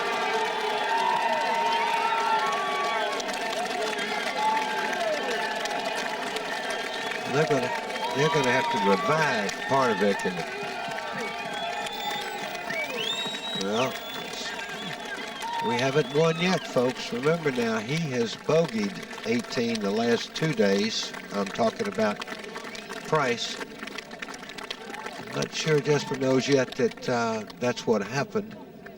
I don't believe there's any television in there. Wow, Nick.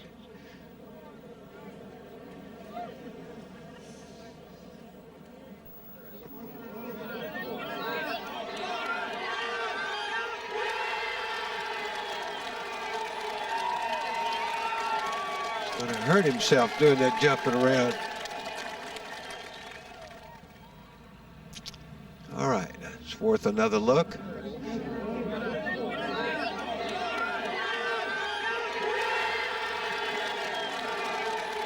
You know, great players do great things under pressure. And the young man there who, oh boy.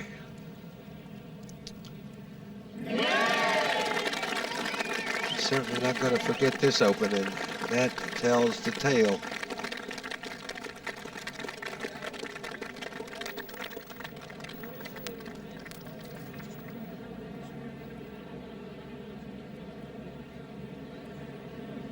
Unbelievable what they do under pressure. Just, the engraver is not going to start anything until they finish.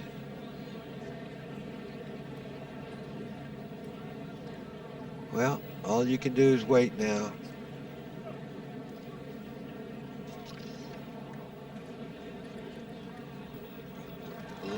Nick Price, runner-up twice in the Open Championship, now has his best chance to win. And what I remember in particular, when he lost, I believe it was at Troon, with 3 bogeys in the last 5 holes.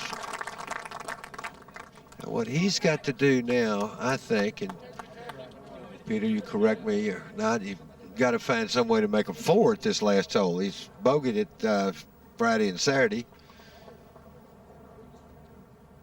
Must be some fun and games if Fuzzy got an eagle here, or hold his second shot, or well, you know, you've just. I mean, I can't believe he held that putt down the green. That was a tremendous. But I mean, Parnevik had the championship in the palm of his hand, and then suddenly.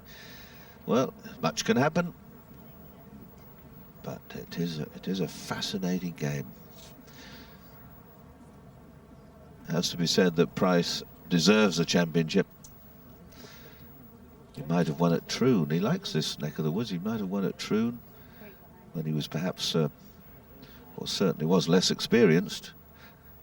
And he was 2 shots ahead at Lytham with a round to go and did a 68, and that wasn't good enough. Severiano did a 65. one of the great last rounds. Now he has to decide how he's going to play this 18th. Got to miss the bunkers from the tee, and he's got to miss the left-hand side of the green with his second. And he's out with the iron, I think. Is he? Is he? Yep.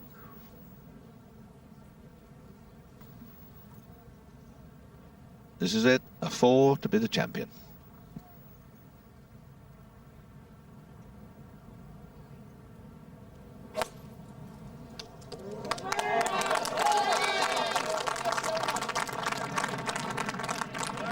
It's a fine drive, fine tee shot.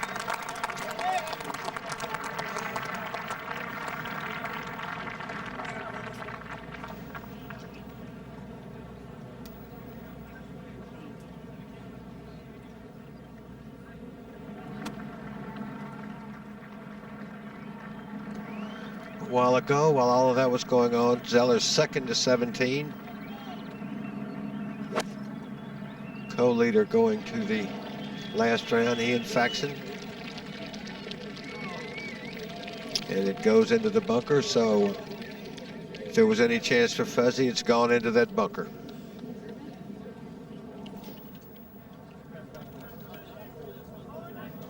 Quick slurp, then back off down the fairway. He's still got about 160 yards, that sort of thing, to the flag. Might be something a little bit stronger than that in an hour or two's time. He's just got to keep calm. It's not won yet.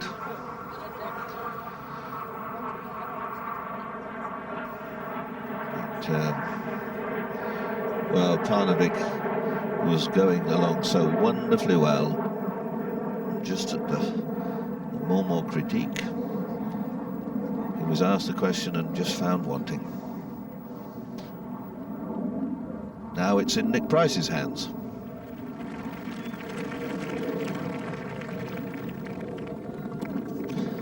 A moment to thank you for all your letters you sent us this week, and we'll get round to replying to you in time, and all the bits of information you've passed on, and stories about Turnberry and the course and the hotel when it was a hospital.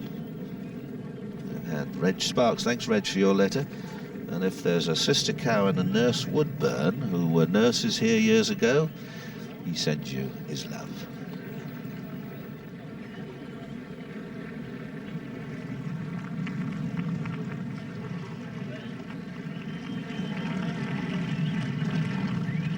Well, he's played the perfect tee shot.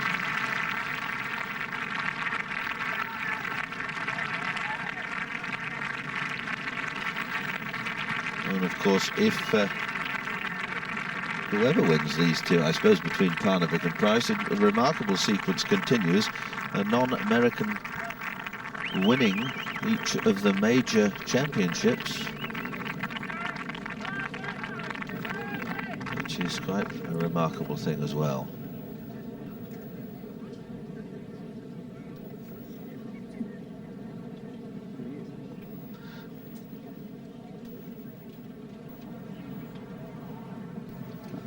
A very bad lie in the bunker for Rafferty, and all he can do is blast it out. But his chances went some time ago when he plopped it into the little burden at the 16th, and that really finished all of his chances, despite having had a couple of good chip-ins earlier on in the round.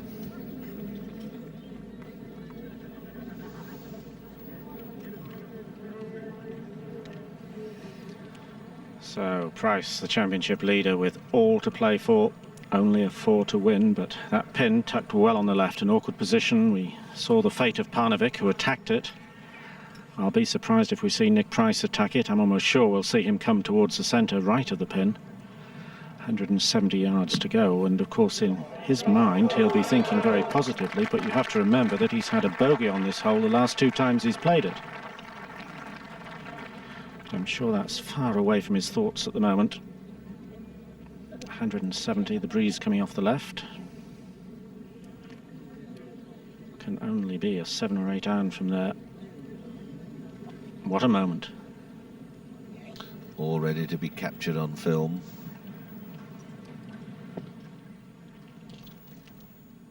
No, this is it. Right between those 2-3 little cabins. The middle cabin up there behind the green is as good a line as any.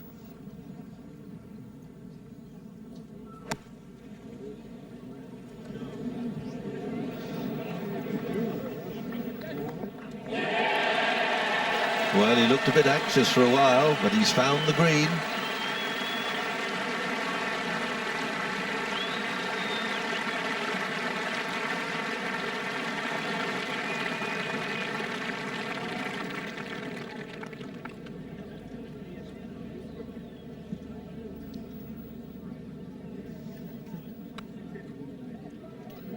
Now Rafferty. Gone left. Well left. So Rafferty, who has had a remarkable day, old chip shots and done all sorts of things, looks like dropping a shot at the last. Now at the 17th, Fuzzy Zoeller, who is in 3rd place at 8 under, and he really had to hold that back to have even the remotest chance, I feel.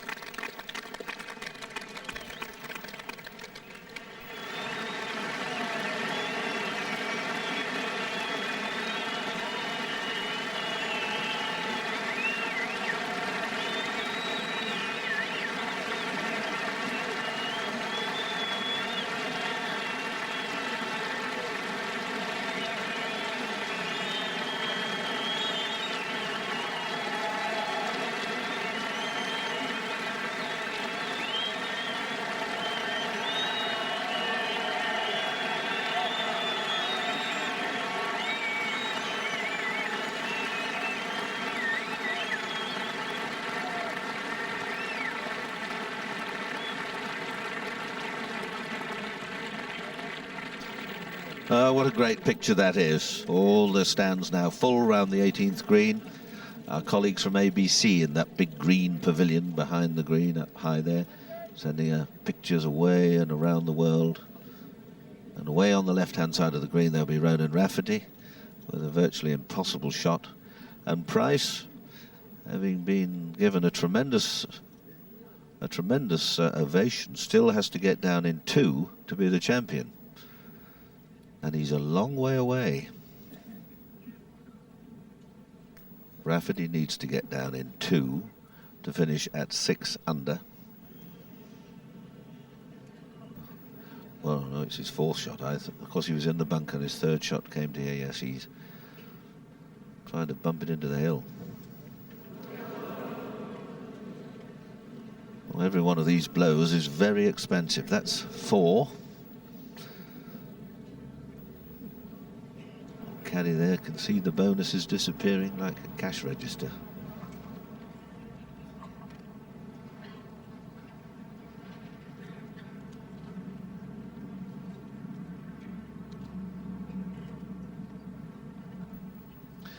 Young Parnevik has to wait and see. He's got to rely now on Price 3 putting. If he'd got a 4 on the last hole, how different it all might have been.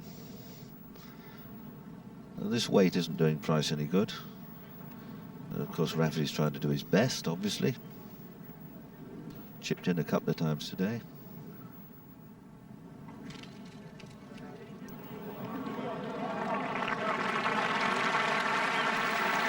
Very neatly done. And that'll be a 6.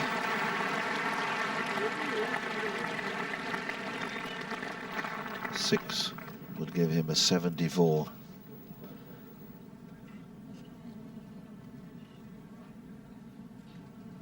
Don't think he's able to putt out, is he? Better be standing on his line.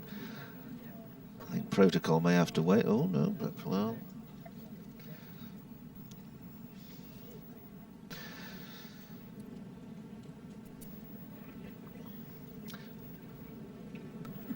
Well, it's sad for the lad, I must say. He played so well and good fortune was with him until the last hole. But here's a deserving man also, Nick Price, been a great pro.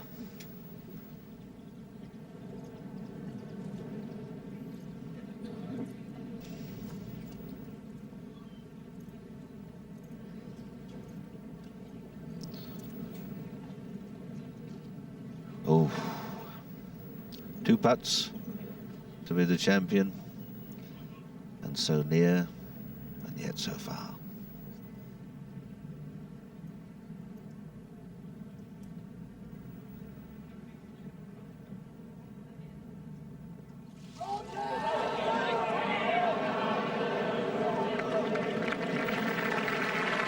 Well, it's a very good putt.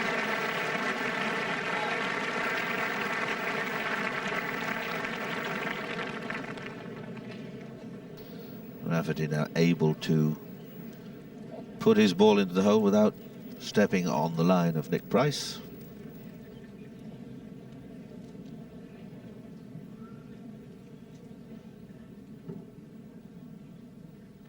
There's extraordinary grip of Rafferty's. It's worked very well for him this week.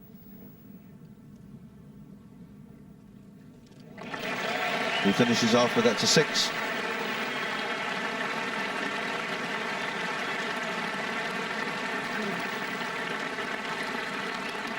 The average is 69 for the 4 rounds.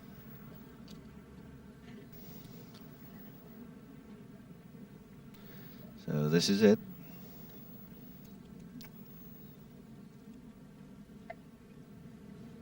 We've seen these missed. Yes, we have.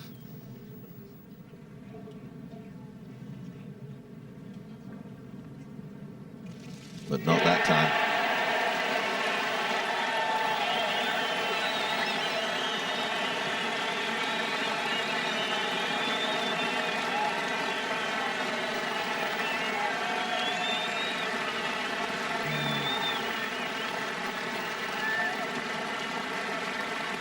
The joy and the sadness of sport.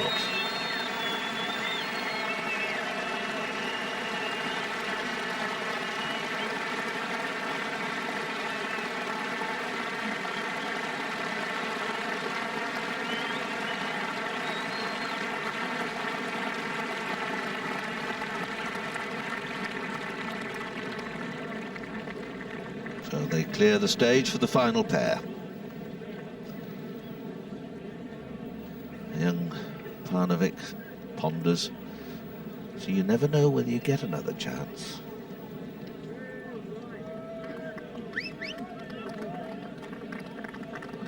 There's the engraver. Nick Price, Jesper Parnevik. Fewer letters in Nick Price and Jesper Parnevik, but he does it wonderfully well and very speedily.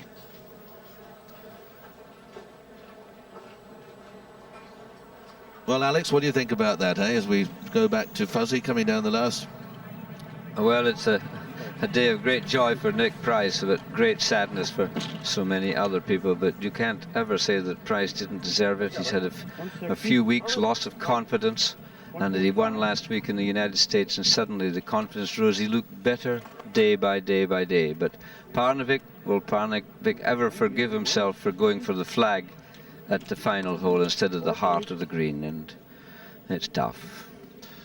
Yes, to the engraver again, and so many of our professional colleagues, old chums of mine. I hope you've enjoyed this week's golf. Jack Hughes, particularly from the Newbury and Crookham Club, as we look at at Fuzzy. It's almost an anticlimax now, and it's, oh, what a nice bounce. That was good. It goes through the back of the green, but Fuzzy now battling to hold on to 3rd place. He's 8 under.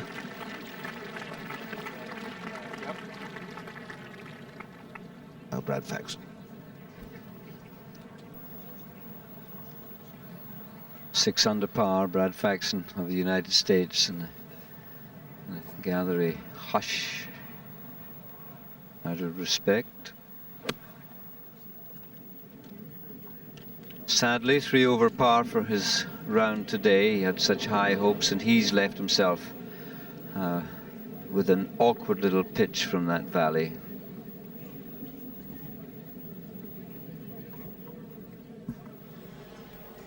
And there's the great names on the old Claret Jug, past champions. Been a good championship. The weather after a shaky start has been pretty good. Price checking, double checking his figures. And the RNA must be pleased with the way things basically. We've got a few innovations this week. Some have worked, some perhaps will be in need of review.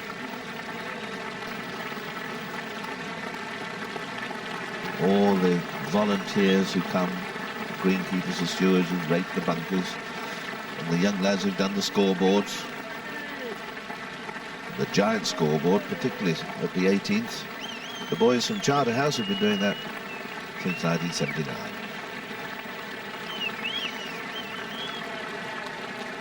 There they are, the Charterhouse boys, along with helpers from Cranley, Giggleswick.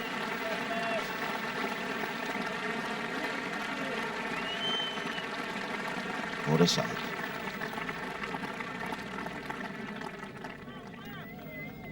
Fuzzy's played very well over the last few holes. Couldn't get a putt in.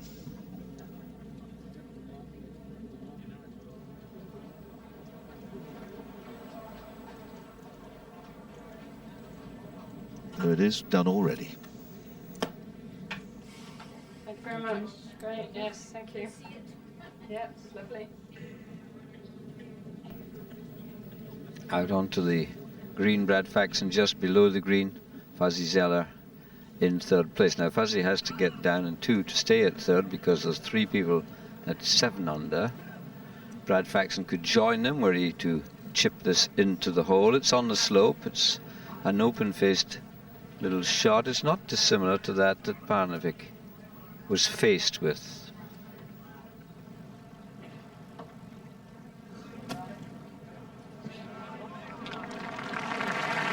And that's a very tidy shot. So difficult. A tough flag position.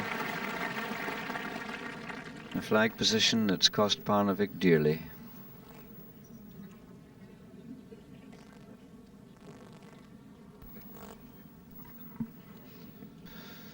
So Zoeller now with 2 putts to finish third on his own. And that he certainly deserves.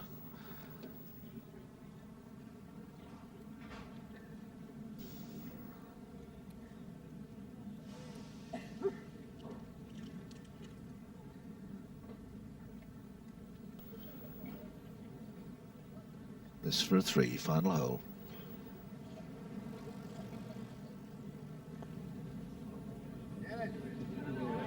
Come along.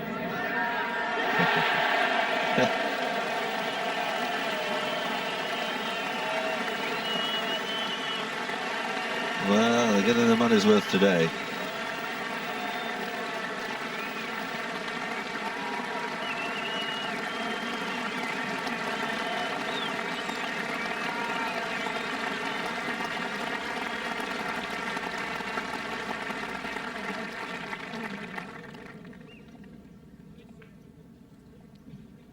Well, let's hope Fax can pop this one in.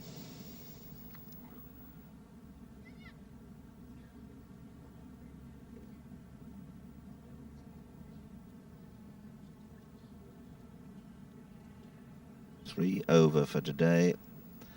And this putt for a 73.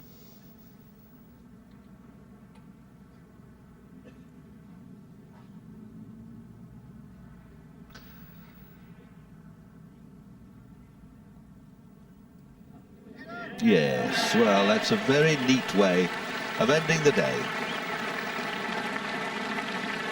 And the 123rd Open Championship. It's been played.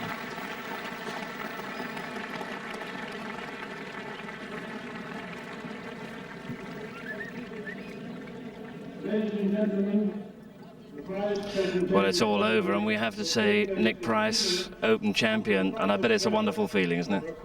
I've waited a long time for this, Steve. I guess 12 years I've been patient, and you know, I just always in the back of my mind I felt that I would have a chance to win the championship. And you know, I don't know, today I hit some squirrely looking shots out there, and I had a couple of 3 putts early on, but you know, when I needed to play well today I really did, and that's what I've been doing lately.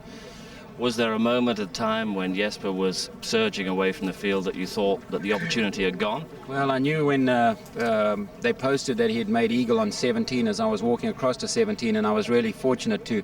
I thought I'd made that putt on 16 to tie him, and really the only opportunity that I had was to make 3 on 17, and I hit probably the best putt I hit all week there, and it couldn't happen at a better time for me. I thought I'd better jump out my skin.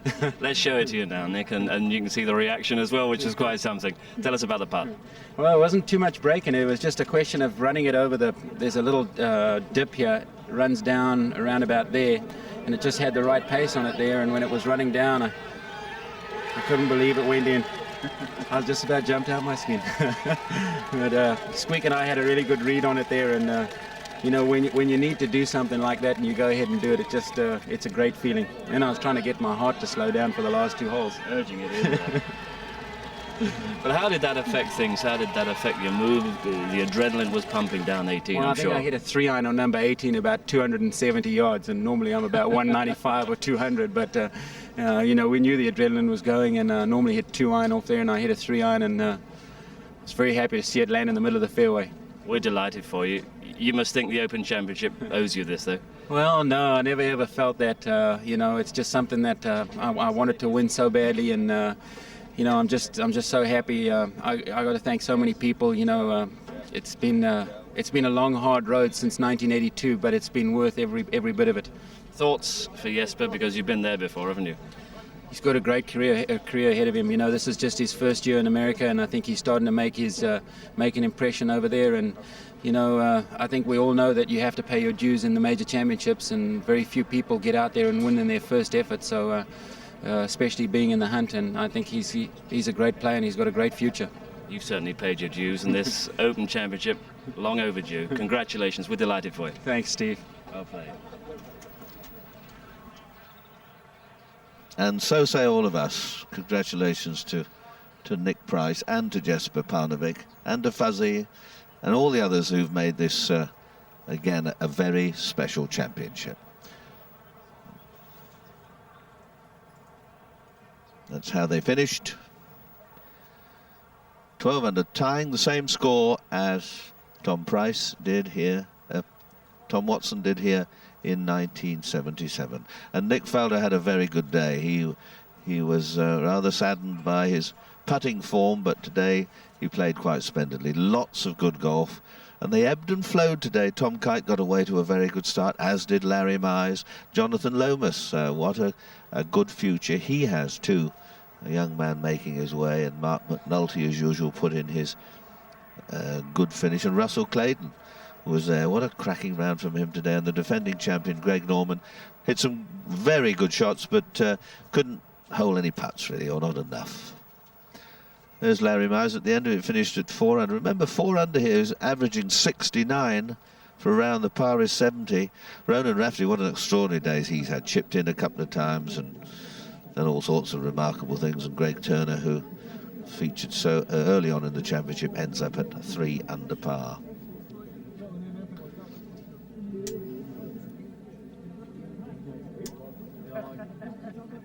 Paul Lorry, Jeff Maggott, Tom Lehman, he finished up well today. I'm sure we'll see him again. Ernie Els, perhaps a little disappointing. We expected so much from him after he won the championship, but it's not often you get players winning two of the 4 majors in a season.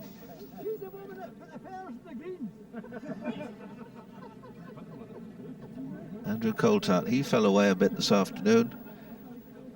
72 he was today. David Guilford finished up with a good round. Jose Maria broke the par of 70 today.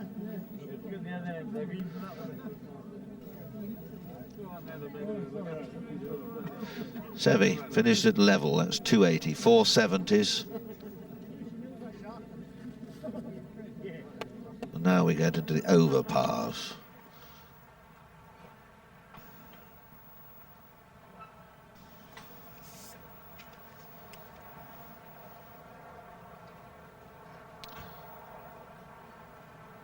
David Frost, he slipped away after being very good early on in the piece, looking good.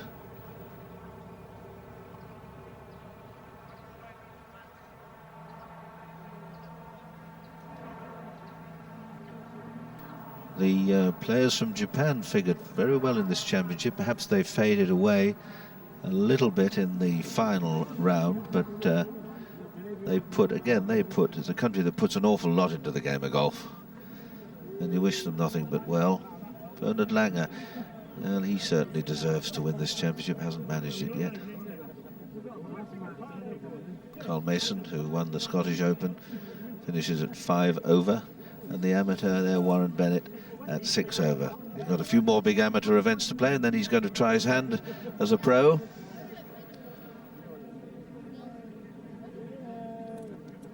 Sandy Lau, 7 over, and Ben Crenshaw, 9 over.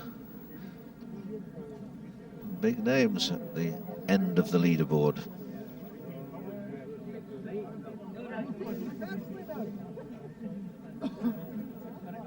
And John Daly, who started so promisingly, ended up with an 80 today, 44 home, and he disappeared very quickly. Let's go and join Steve Ryder, who's with Jesper. Yes, with Jesper Parnevik. I know it's hard, but you must be proud of the way you played today. Well, yeah, I mean, nothing really happened on the front nine, and I kind of just hung in there, and I was trying to be patient, and when I got the birdie on 11, my momentum started going, and it was a lot of fun. I actually thought I was chasing from behind all the way on the back nine because everybody was screaming so much on the behind us, so I thought I was behind, and which was a costly mistake in the end because I thought I needed birdie on 18. What was the mood you generated on the back nine? Did you think that you had it won? No, I thought I was chasing. I thought if I can get it to 13, I thought I would have a chance. And when I looked up and walking off the 18th, I saw I was leading by 2. And then it was, you know, then all these feelings come up and you say, what have I done, and so on. And I mean, it was a costly mistake in the end. It's a hard feeling, I know, but Swedish golf as well can be proud, I'm sure. Thanks, yeah. Maybe one day we get a major. One day very soon, I'm sure. Well played. Thanks a lot. Yes, well played indeed. And of course, next week, for many of you, some of you down near the Lancashire coast, where the golfing caravan will be at Royal Lytham St Anne's for the British Senior Open. Many of the great names will be there, so if you're in that neck of the woods, do come along and see the play. Now the officials make their way out onto the green for the presentation.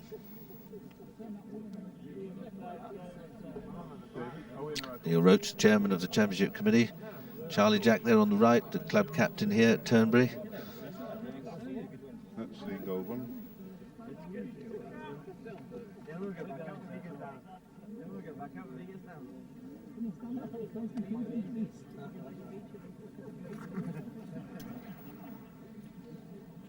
They put so much effort into this championship and all the events they run, the R&A, which is with the United States Golf Association, the ruling body.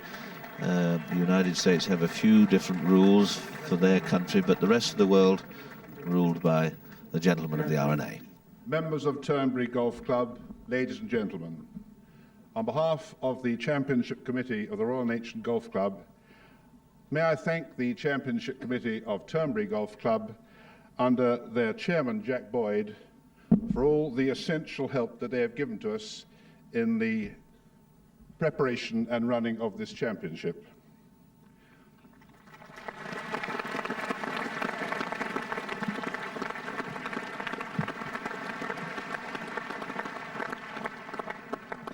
We're also deeply indebted to Turnberry Hotel, who own the course, the clubhouse, and all the other magnificent facilities here. And I'm very pleased to welcome the chairman, Mr. Atoshi Matsuura, and the director and general manager, Mr. Chris Rouse, to this presentation ceremony.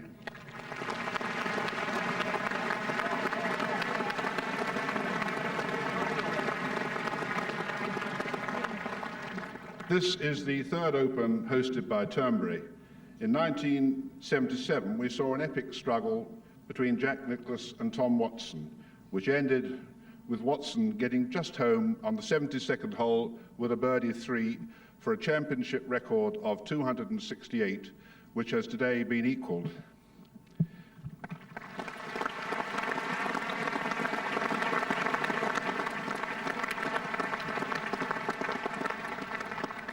I know so many people wanted Tom to make it a 6 Open Championship. Sadly, it was not to be.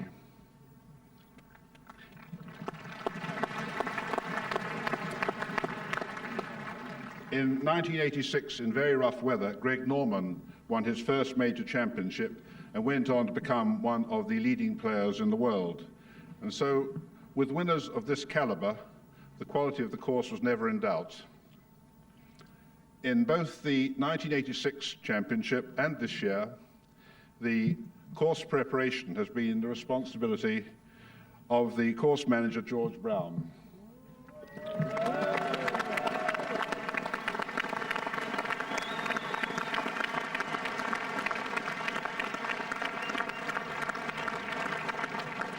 George and his staff have put in a tremendous amount of hard work, and the superb condition of this course reflects this.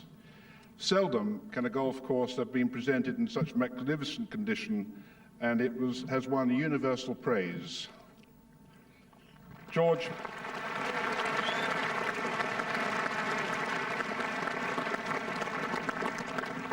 it's been a great pleasure to work with you and with your staff, and we all congratulate you and thank you.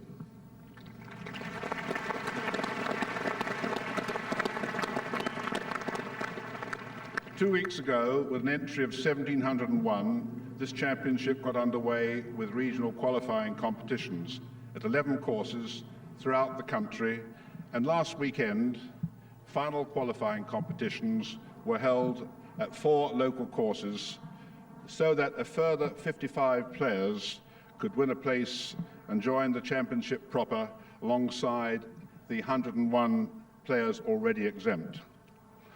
And it's particularly pleasing that Warren Bennett, the leading amateur this year, played right through regional qualifying and final qualifying to finish so well today. More will be heard of Warren.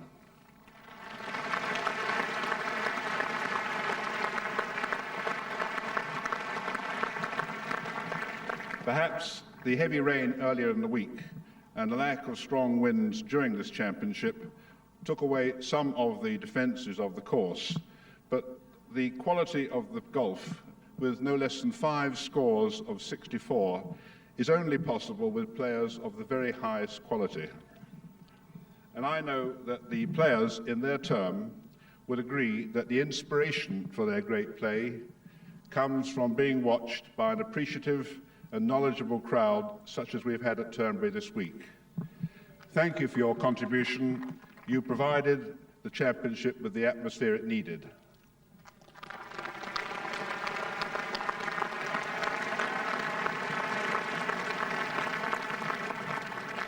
Sadly, although we have a great winner in Nick Price, who has been runner-up twice before, we have to have those who don't win. But really, the fact is, there are no real losers. All have played their part in what has been a great championship. I now invite Michael Benelek, Secretary of the Royal and Ancient Golf Club, who will announce the winners, and I invite Charles Jack, Captain of the Turnberry Golf Club, to present the medals and the championship trophy. Thank you.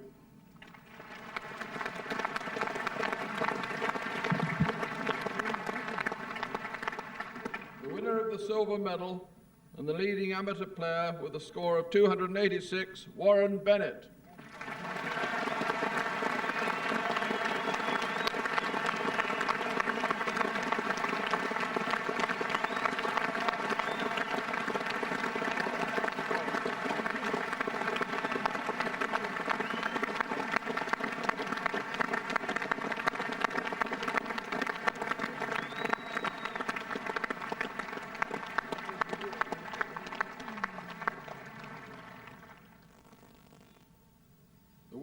Silver Quake and runner-up with a score of 269, Jesper Parnevik.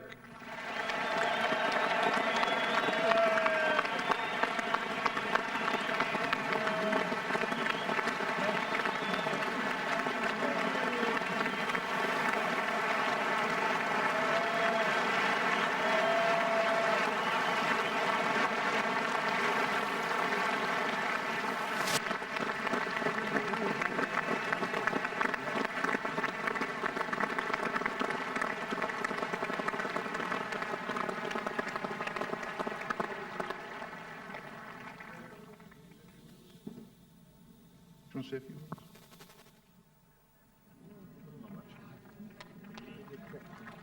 words? Well, I just would like to thank everybody who was here today. I mean, it was one of the best days of my life, and I also would like to say congratulations to Nick. And finally, I would like to say that I tribute my grandparents with this tournament, because they died last week, and they were also big supporters of me, and so I just wanted to say, everyone, that I didn't have time to say goodbye to them. So if you really care for someone, make sure they know about it, because you never know when it's too late. Thanks a lot.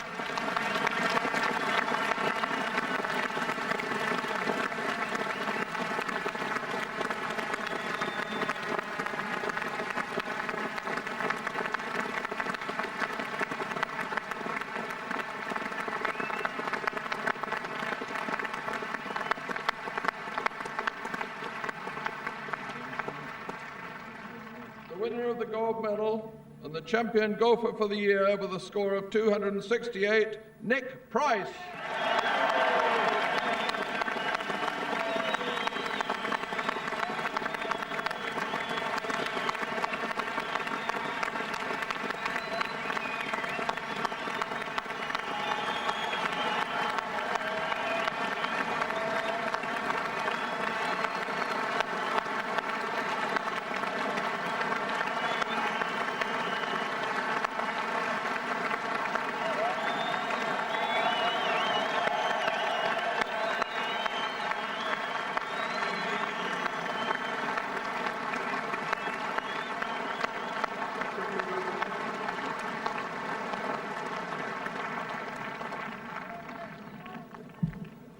Oh boy. I think it was best summed up. 1982, I had my left hand on this trophy. 1988, I had my right hand on this trophy. Now at last, I finally got both hands on it. And does it feel good?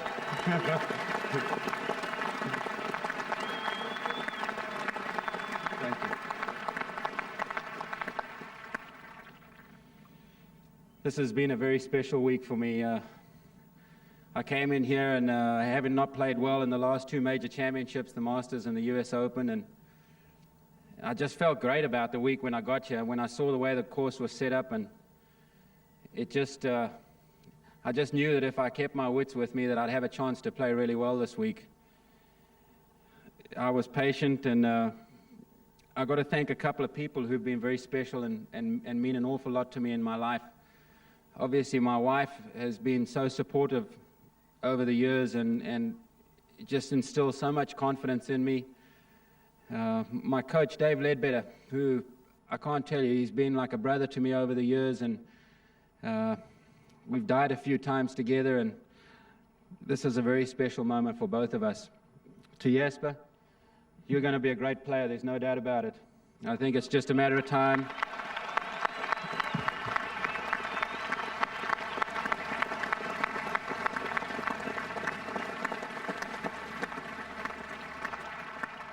You got age on your side, use it wisely.